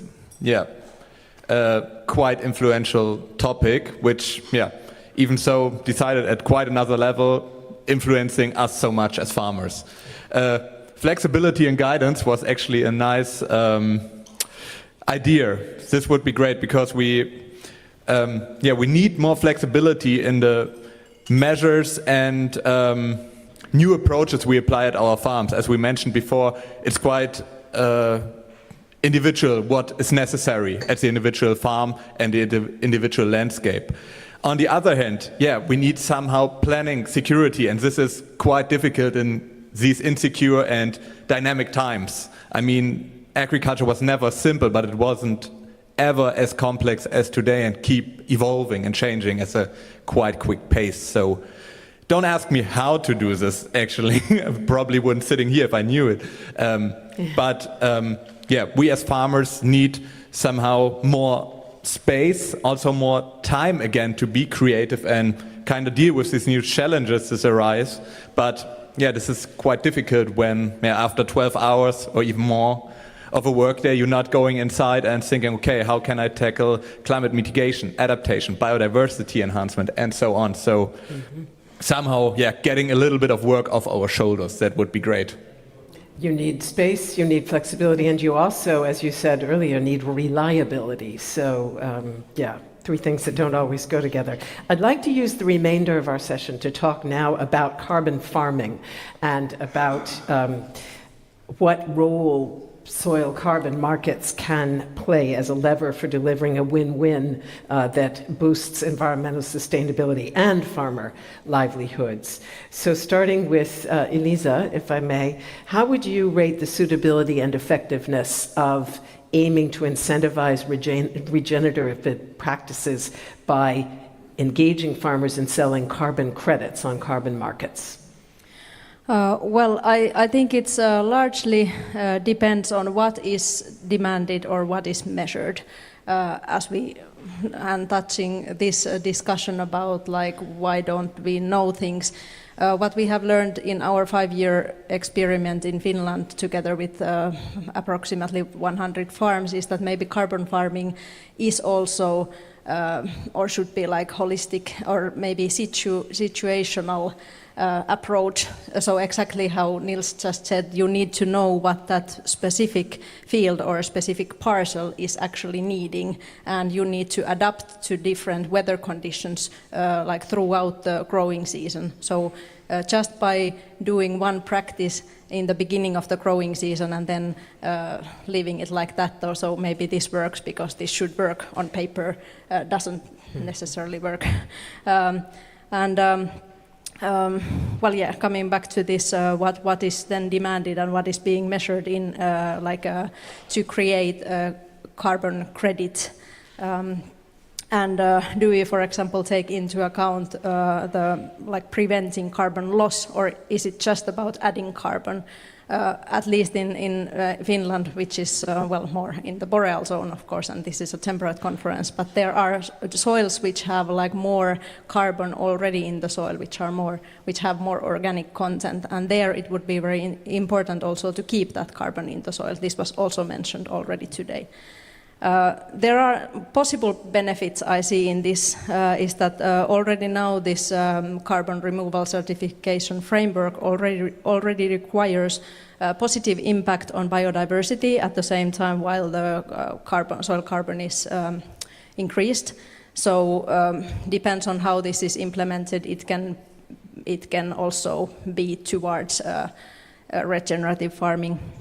And if we increase the photosynthetic input, which is the main way to increase soil carbon, then that can also, by increasing the leaf area during off-season, this can also have these other benefits. So it can be towards regenerative approach, but it depends on these practices.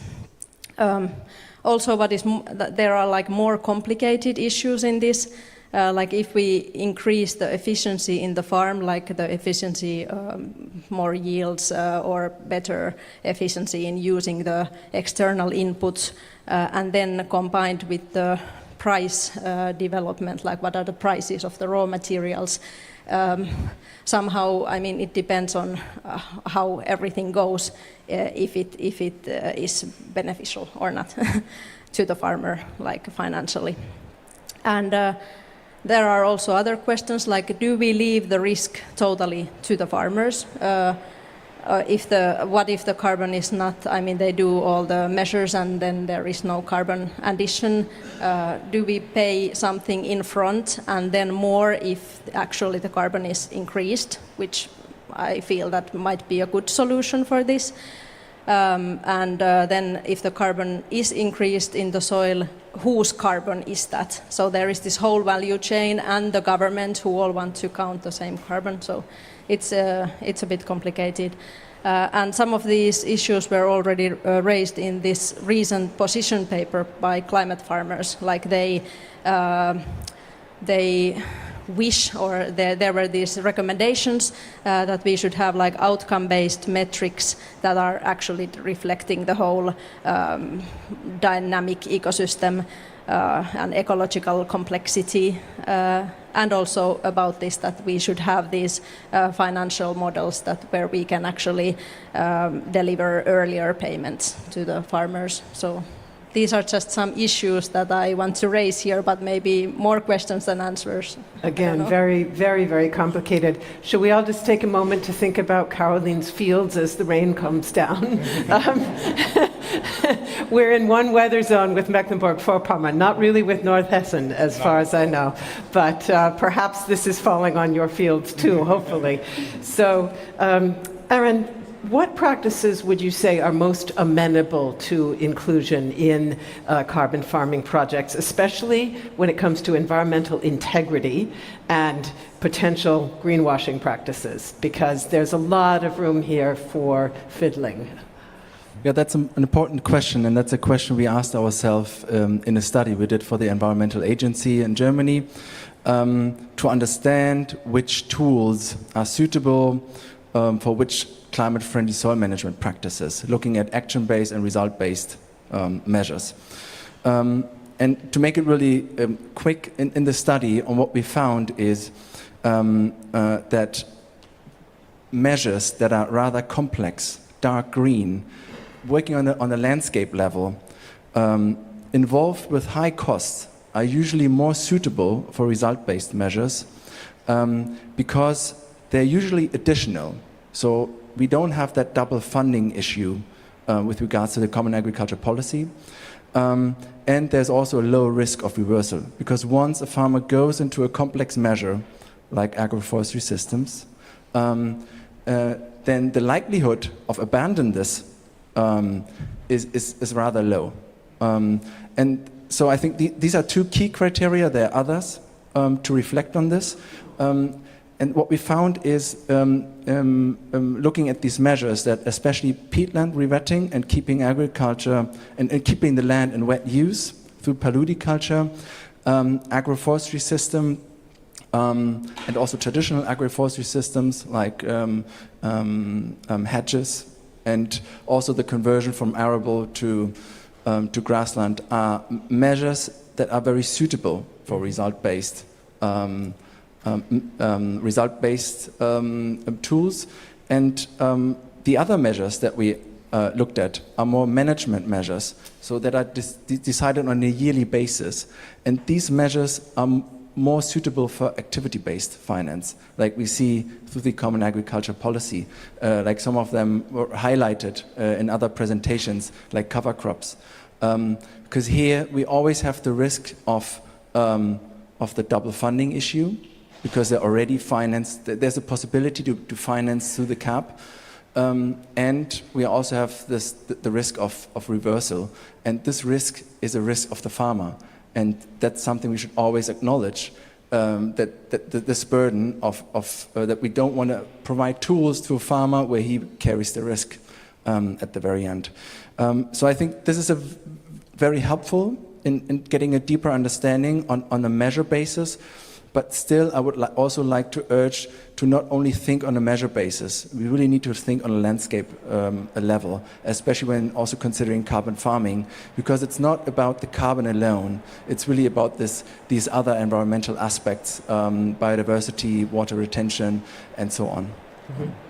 Thank you very much. And interesting that I will come to you in one moment, Emmanuel. Interesting that you mentioned several of the measures that Axel Don talked about, the peat, watering, and also the hedges. So, Emmanuel, how can carbon farming measures, private capital from carbon markets be combined with CAP funding in an effective and meaningful way that doesn't lead to possible abuses? Anyway, yes, Sorry, your mic just, is it on green? Yeah, okay, so hold it close to you. Okay. Yeah.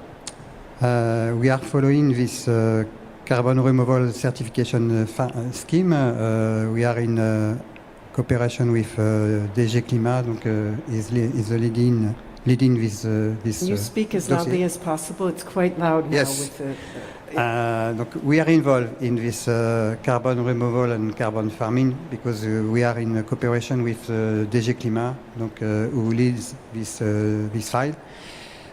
For us, it's important in a way to keep the possibility for farmers to get support from the CEP as soon as he will go in a carbon farming, because we consider there is a room for that.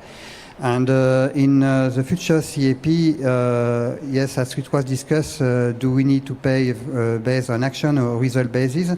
In fact, we try to introduce maybe a new concept to pay lump sum for farmer, maybe by a different step, when farmer go in some transition system, an holistic approach.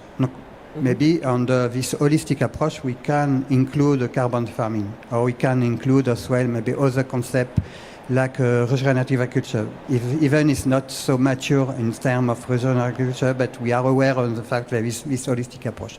Just to say, we in the future, we have opened a little bit the box to incorporate more holistic approach and maybe to accompany farmer in this way.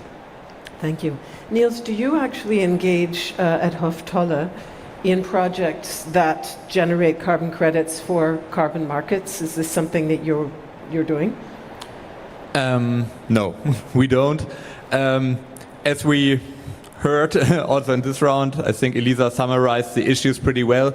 There's a lot of uncertainty still around it, and as often markets are kind of approaching faster than we or politics could follow, and it's simply we decide, okay, this is still too uncertain. Who owns the carbon? Who is liability? Big question. Permanence. So we said, okay, probably we will also need this carbon ourselves to kind of offset its emissions, which we can't reduce in agriculture, as we most likely can't get climate neutral. So we said, okay, even so it's appealing, that's definitely the case. We said, okay, no, we won't participate. And also because another point is fairness, probably. We started on a high level. So like everything my dad already did and my mom would be like, okay, we're already on 3.5% to get still up from there to have this, that it is additional. So it's challenging. And we were like, okay, where's the fairness in that then afterwards? Interesting. Thank you. Beverly, in Australia, the government legislated and implemented an official carbon farming initiative that aims to incentivize sustainable soil management and support farmers, as well as contribute to national emissions targets. So what is your experience so far, and where do you see both potential and limitations? It's a huge question. I think I can only answer it if I first explain what the Carbon Farming Initiative is. It was legislated in 2011 with a primary goal of lowest cost abatement.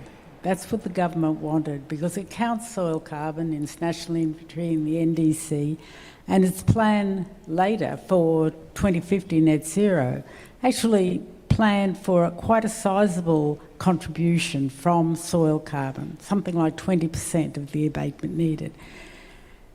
And I say that because the Carbon Farming Initiative and what it evolved into as a whole of industry, all sectors counted in the ERF, is about offsets.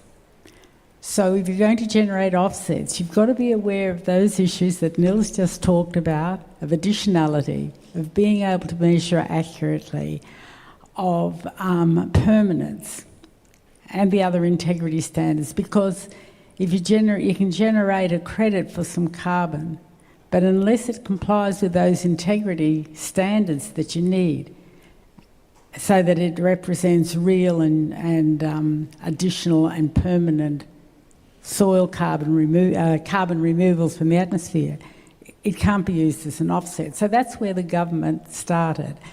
And by saying that, that's rather limits what farmers can do to meet that. So it's not going to be something that meets that suits all farmers and all locations.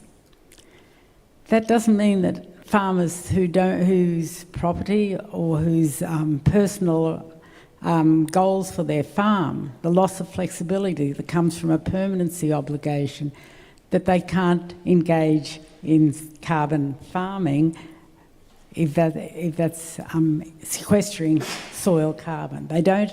It's a voluntary scheme. Farmers don't have to sign up to a contract to deliver that unless they want to get ACCUs. And if they get ACCUs, they don't have to sell them.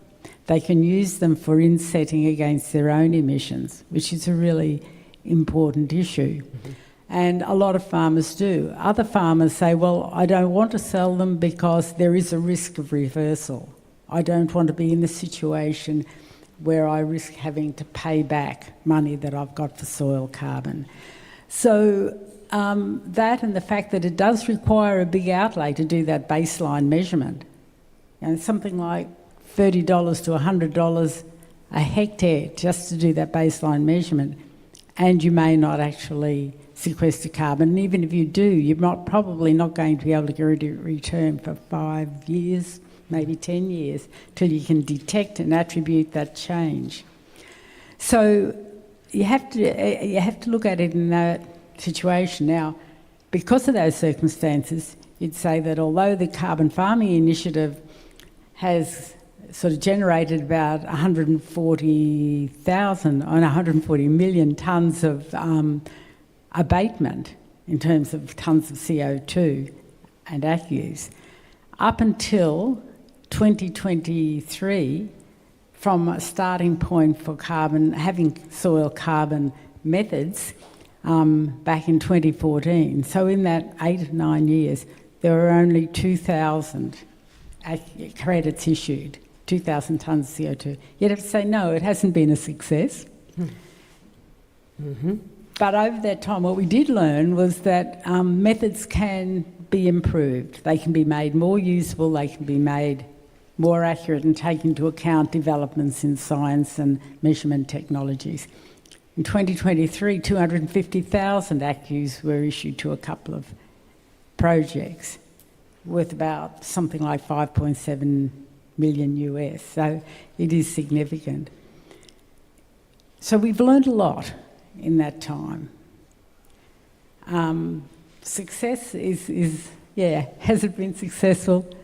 Yes, it has in a lot of ways, because the investment in the science to understand soil carbon and in the methods benefits a whole lot of farmers, not just those that sign up to a formal project. Mm-hmm. And the way it's going in the future is that increasingly the soil carbon methods are being used as a first step into this environmental markets. So having made a decision to have a soil carbon project, there is the opportunity to link to other government-run systems. There's a land restoration fund in Queensland, for instance. There's a nature repair fund federally.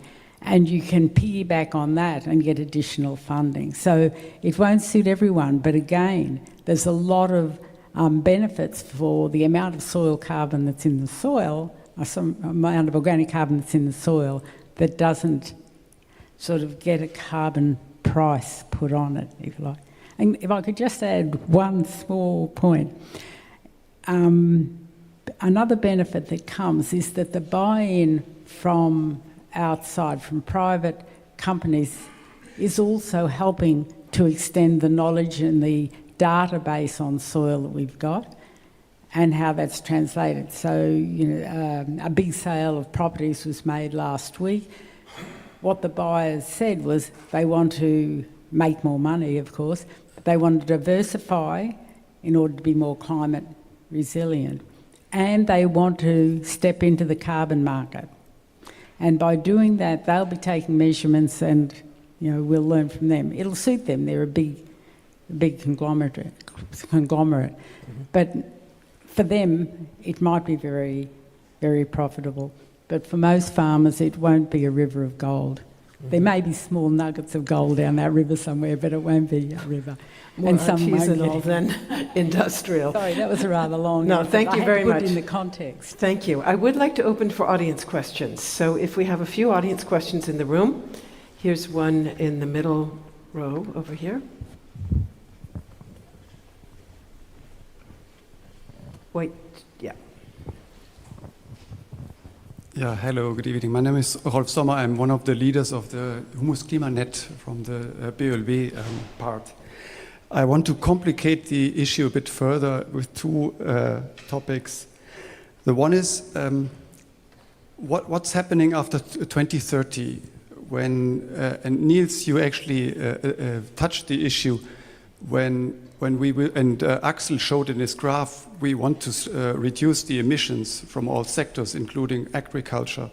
So at least starting from 2030, the agricultural sector in Germany may be obliged to reduce own emissions.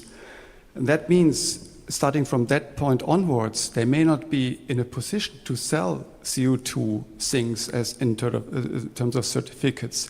So it may as well be that we're discussing something that in 5 years' time or even earlier is obsolete because the permit to pollute the environment have just been reduced, or it's supposed to happen. And the second thing, in terms of the carbon removal, carbon farming framework, as far as I understood it, carbon sinks in soil is probably be considered the lowest quality sink because it's because of the issue of permanence. So the simple question is, who is going to buy this when in 5 years' time, when the monitoring stops, these certificates are invalid? So, I mean, people are companies who buy these certificates, they're doing it in good faith, doing something for the climate. But after the monitoring period, immediately soil organic carbon, according to the CRCF, is considered to be fully emitted, so they are invalid. Thank you for those. Let me get one or two more questions and then we'll get comments. So here, yeah, also here, the blue shirt behind. And there was the one over here, or? Sorry, okay, we can take that one, but we also have one here. Yeah, Constantine is my name. I work for the European Agroforestry Federation in Brussels. Seeing the numerous references to agroforestry, maybe we can have the agroforestry session in the plenary next year.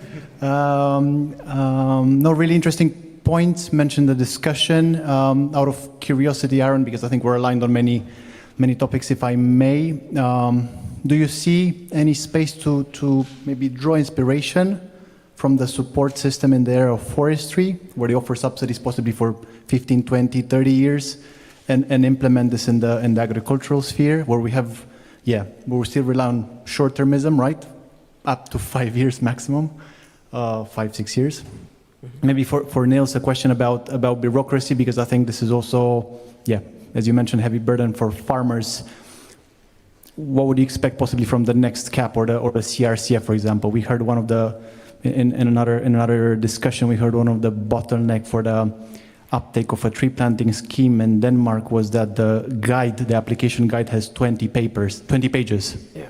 So what would you expect from this? Okay. Many thanks. Thank you very much. Keep that question in mind, and we'll go to one more question here, please.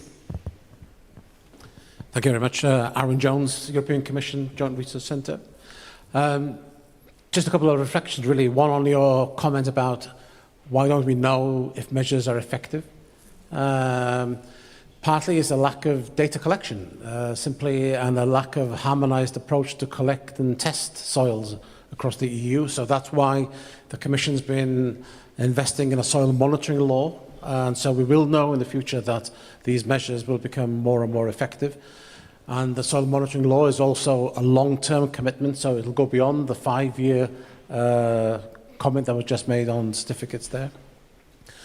I think also, I've been looking at your headline, how can farmers benefit from sustainable soil management? And I think one thing that's really important is this peer-to-peer learning within the agricultural community. And I think a key aspect of that is what's being done under the Mission Soil program under Horizon Europe, where you have these living labs and lighthouse systems being developed, where actual processes for sustainable soil management are being implemented by farmers for the benefit of other farmers, and they can go there and see that these are working right across Europe in different farming systems and different bioclimatic regions.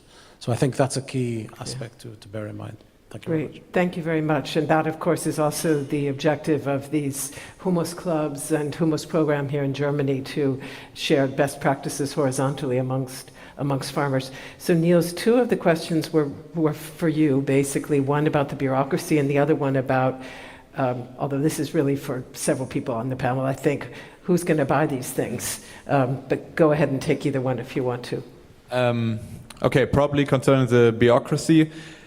This is a difficult issue, as I'm not want to simply repeat what we often hear. Okay, we simply need to reduce bureaucracy, and this often means cut nature conservation laws, because there's a reason we have certain bureaucracy processes. This means it's not simply going wild, because we have standardized processes how we approach things, which is actually good, but it kind of reinforces itself. The more bureaucracy I have, the more it produces. So again, I'm not sure how to tackle this. On the one hand, I want to give farmers back more flexibility, more freedom in how to approach things in order to do also environmentally good things. On the other hand, if there is more degrees of freedom, there are more degrees of probably free riding and not doing any good while receiving money. This is I guess, society question, whether we kind of think, okay, we try it and there will always be some free riders, there will always be some creativity to kind of get funding without actually doing something. But on the other hand, probably it opens up also new incentives to farmers, because it's no longer that strong pressure to be economically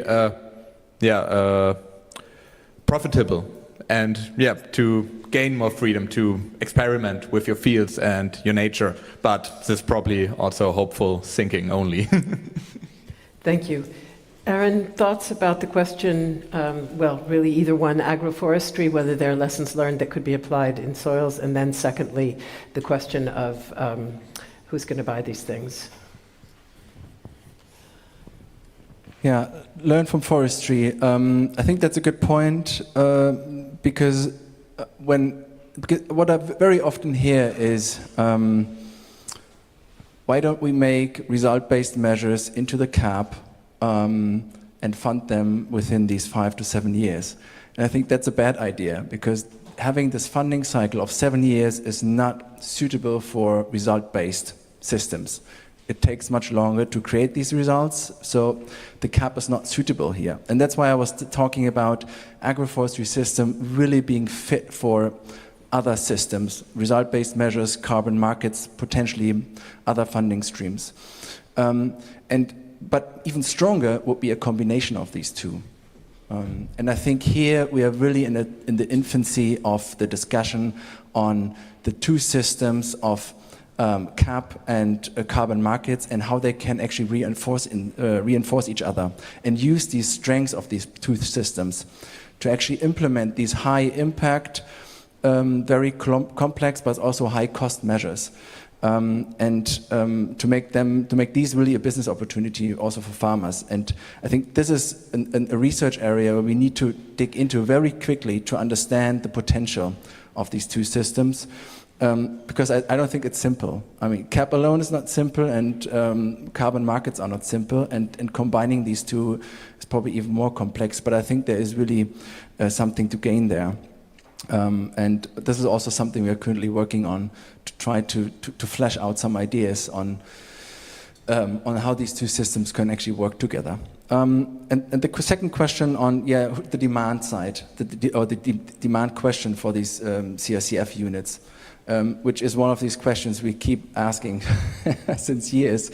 I think one good development is that we call them temporary sequestration, carbon sequestration now. So this is, I think, an important message that these are temporary certificates that expire at some time. And this is also something that the Commission is now heavily thinking about on how to actually create this demand. For example, through an ETS3 emission trading scheme system for the agriculture, but also through public procurement opportunities. I think that's also something where we need to dive into and to understand how can we actually create this demand, maybe even through the common agriculture policy. I don't have an answer here because that's really something we also keep wondering about, especially when we talk about these measures that are on a management level which maybe don't have this profit when looking at the cost involved, these transaction costs, MRV costs. Thank you. I'm afraid we have to leave it. I think we're going to leave it there because we do still have our keynote that we were supposed to have earlier has been shortened and moved to this time slot.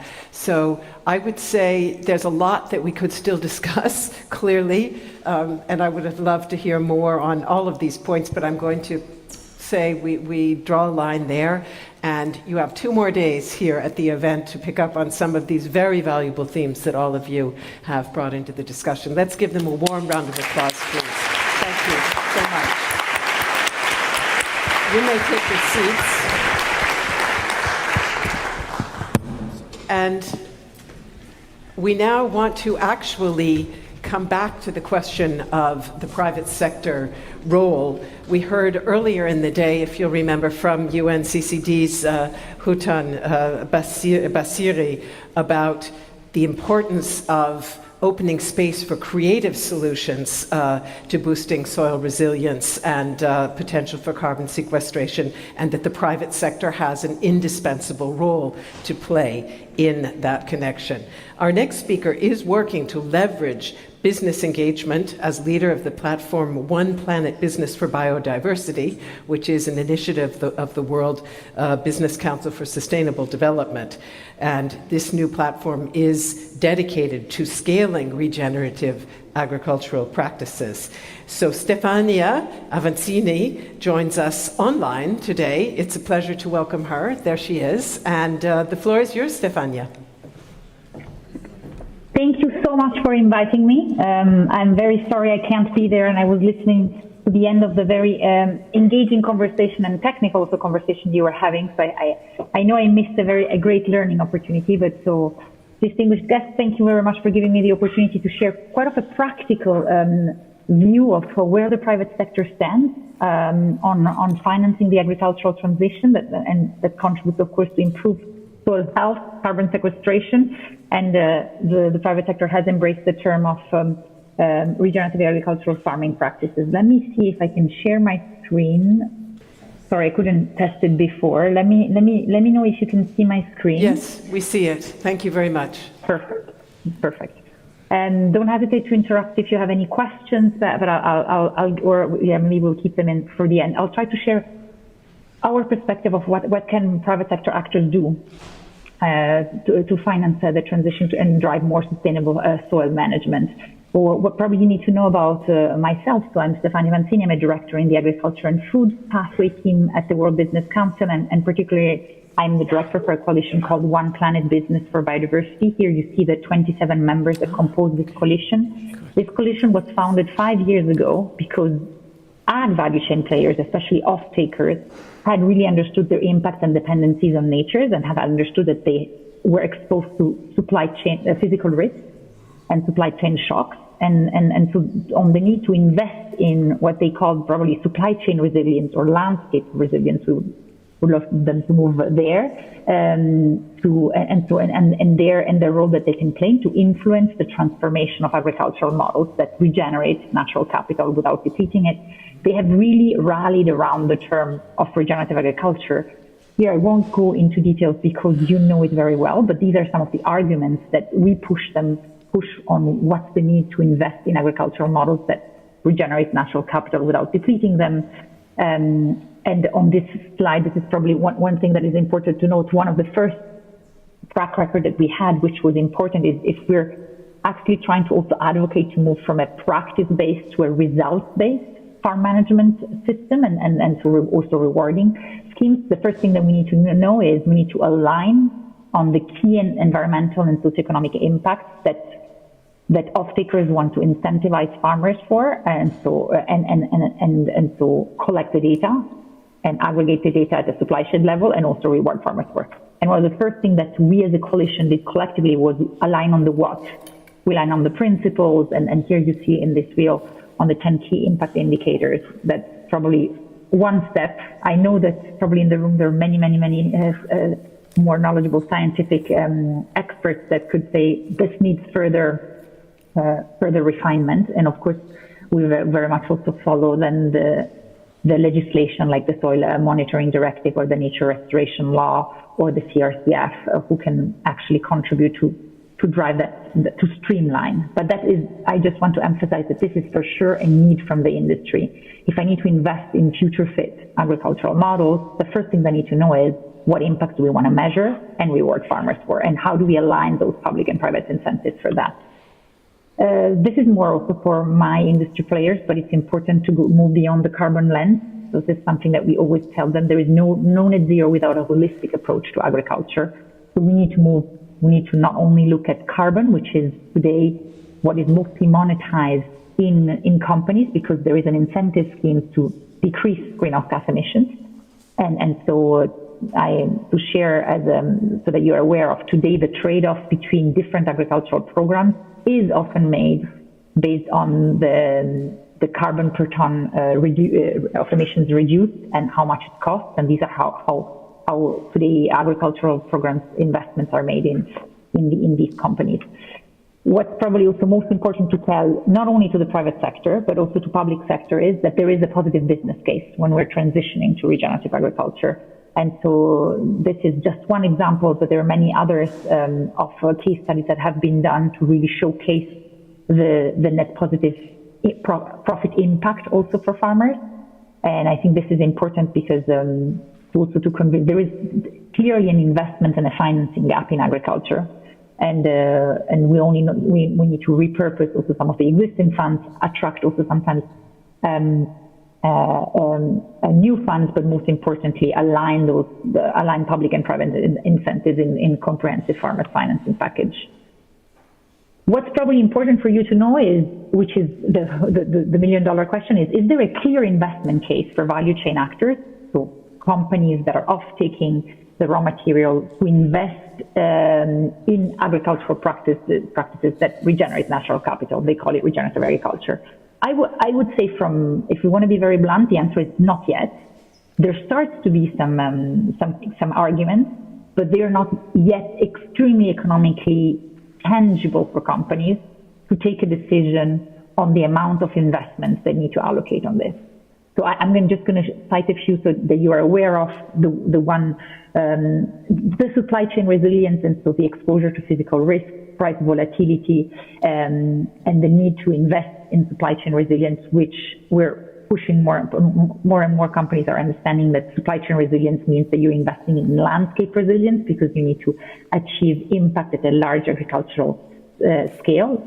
At a large scale is probably one of the first arguments. Is this very tangible to be transformed in board numbers?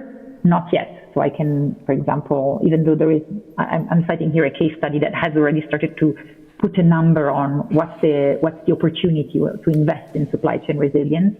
I can relate some of the difficulties that some of these members have to pass investments at a board level, or to unlock investments at the board level, because of the valuation that is probably also missing there. And of course, other reasons that why companies are investing in their agricultural programs to transform their supply chain is also to comply with legislatory or voluntary standards, and also for reputation and consumer expectations. But I would say really the first are the most important ones, and are the ones that are most material. So this transition for companies is driven today by their sustainable procurement or sourcing teams, and I think this is very welcome because it's closer to the business, and it also has the potential to be mainstream. So they are understanding the risk if they don't invest in healthy soils of maintaining their yields, and then ultimately being able to produce the products that they manufacture, be it for food, beverage, textile, or cosmetic companies. Where do we stand in terms of business engagement on the agricultural agenda? I would say we have moved past the early adopters. I'm sorry, this slide is probably not fully updated, but today you can also see not only CPG brands, famous CPG brands, but also large agricultural traders like ADM, who just announced last week that they have reached their 5 million acres target of agricultural programs under regenerative farming practices. So I think what I really want to emphasize is time for pilot is over. We are moving past the early adopters. We're going to the larger majority of companies involved. Of course, this sector is extremely fragmented, so we are still very large. We're still around that tipping point. What's probably important and maybe we can dive into a little bit more is, I talked a lot about now value chain resilience on why companies are investing in agricultural programs. What's probably interesting for you to know is, what are they doing currently? So what does it mean? What responsibility are they taking? And of course, it's still a plethora of different solutions, but what I can relate from the 27 members that are part of the coalition, and overall to the 60 members that are part of the agriculture and food pathway, is that generally off-takers, when they have agricultural programs, they fund the independent agronomic advice and technical support in these programs. They often have a farmer incentive scheme today are still, as you've seen, two disparate one from the other. So that there are incentives per ton of product produced, like potato or wheat or any other row crop, that is linked then to the adoption of a basket of practices that leads to a result. There are some very innovative financing schemes, rewarding schemes, like, for example, Friesland Campina with Focus Planet, who is very much already rewarding farmers for the results that they are achieving on the liter of milk. Some of the companies are also making partnerships with banks to allow for concessional capital, so debt at a better rate, because they're part of this program, so they take a risk. They cover some of the risk so that the bank is willing to lend at a lower risk. We don't have yet enough insurance schemes out there that are rewarding the transition. And last but not least, probably interesting for you to know, is a lot of these agricultural agricultural programs now are also starting to be deployed at a landscape level. So we see actors that are like landscape aggregators that probably sometimes also act as a marketplace and reward farmers for an array of adoption of practices that lead to outcomes. And then behind there, you have water agencies, ag off-takers, but also sometimes municipalities that pay for these that pay for the adoption of these practices that will lead to eventually to these outcomes. So often a practice results-based financing mechanism. So these are emerging, and we're seeing more and more of those, be it in Europe but also across the globe. I can cite a couple just for your awareness. In the US, the Soil and Water Outcome Fund is quite of a good model. In Europe, the Landscape Enterprise Network is another emerging model. My members are particularly following. The Rimba Collective, if not in Indonesia, so just to cite a couple. Probably what's interesting also to share is, where do businesses see the biggest barriers? And I would say that the first biggest barrier that we have, or one of the critical shifts that they see, is if we're moving from a practice-based to a results-based farm management model and rewarding scheme, there are a couple of things that need to happen. One is, for sure, we need to align on the environmental and the socioeconomic outcomes that we want to measure and reward farmers for. So then we need to align on the what. We need to then implement cost-effective MRV systems in place. This is also today data collection and monitoring is too costly. So we need to identify innovations in there. And the one that comes on right after is, we need then to build the mechanisms that reward farmers for the environmental outcomes. Of course, we have the carbon credit schemes. The reason why I haven't mentioned it a lot is that, especially for ag value chain players, the incentive mechanisms that are out there today, the voluntary and mandatory one, are asking them to reduce their greenhouse gas emissions also within their supply chain, so in their scope 1, 2, and 3. So the carbon credit schemes offers also the opportunity then to sell your carbon credits to aviation, to the aviation, for example, and that for sure ag value chain players who have probably invested in ag programs, well, then they don't see the benefits, because so they would prefer to be able to account for the greenhouse gas emissions reductions within their value chain. So that's why while they're used at the moment, for example, in the coalition, we do not work a lot. We follow very closely, but we do not work a lot yet on carbon credits, and also because the market is not yet extremely mature.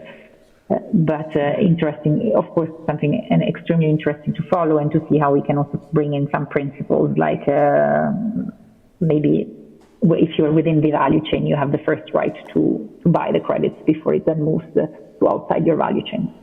The other critical shift that I see that a lot of that we need to move from is, and that companies really suffer from, is we need to move from disjointed incentives and fragmented incentives that are today available to farmers to comprehensive finance transition packages. And so here there are different things that need to happen. Of course, there is the need for value chain players to identify how they share the cost of the transition across themselves, across value chain actors, and that's why the examples I was mentioning, but also with public and private actors. And so how can they advocate to make sure that governments have reward farmers for the transition, there are sufficient transition finance programs in place, and but these are differently extremely important. And what's important probably to note is that as agriculture is so extremely fragmented versus the energy or heavy energy sector, there is no single player in the agricultural value chain, neither the Nestle, is the largest food company in the world, that can finance that transition in specific regions alone, because they just they don't weigh enough. And so that's why the need for radical collaboration across value chain actors, but also with water agency and municipalities, is so important. Just wanted to highlight that it's definitely another one of those bottlenecks. This is just to share, because I think it's interesting for you to know that value chain players are also looking at, okay, so if we need to de-risk and finance the transition for farmers, what are the comprehensive financing packages that are needed, and what role can we play by, for example, as I said, propose long-term offtake agreements, price premiums, pay for the agronomic independent advice, and then how do we ladder up and align those public and private incentives in place? I'm going to skip that. Probably in the interest of time, just sharing. This is some of the work that we have been driving in the coalition to date. So that so very much as a recap, and would love to follow up. Unfortunately, not today with you in the room, but would love to follow up if any of you are interested. So if you want to work with us on how do we move from practice-based to results-based farmers incentive programs, and so how do we align on those metrics and then implement cost-effective MRVs. How do we drive then the transition also, of course, with multi-stakeholders, and how do we finance the transition and de-risk it together with banks and insurance companies, and build those comprehensive farmers transition packages that are needed. Please don't hesitate to reach out, because we would love to collaborate and work with you. I hope I'm available to take any questions if you want to have on what we as a coalition are doing, or what some of our members are driving. And I hope this short presentation was informative. Thank you very much, Stefania Avanzini. Thank you very much for being with us and sharing that presentation. Is there one question in the audience to be posed? I think we're at the end of a very long and intensive day, but if there's a question, we could still direct it to Stefania. And if not, I'm not seeing any hands go up. Thank you very much for sharing that presentation. Lots to think about there. And thank you also for making your time available this afternoon. So much appreciated. No problem. Goodbye. Thank you, and I wish you a good continuation on your two-day conference. Bye-bye. So that does bring this opening day to an end, but of course you still have ample opportunity to continue the conversation over the course of the next couple of days. So thank you very much to everyone in the audience, to everyone who has spoken, and to our organizers for a really intensive, thought-provoking first day. Let's give everybody a warm round of applause, please. Thank you. Bonne soirée, guten Abend. Have a nice evening.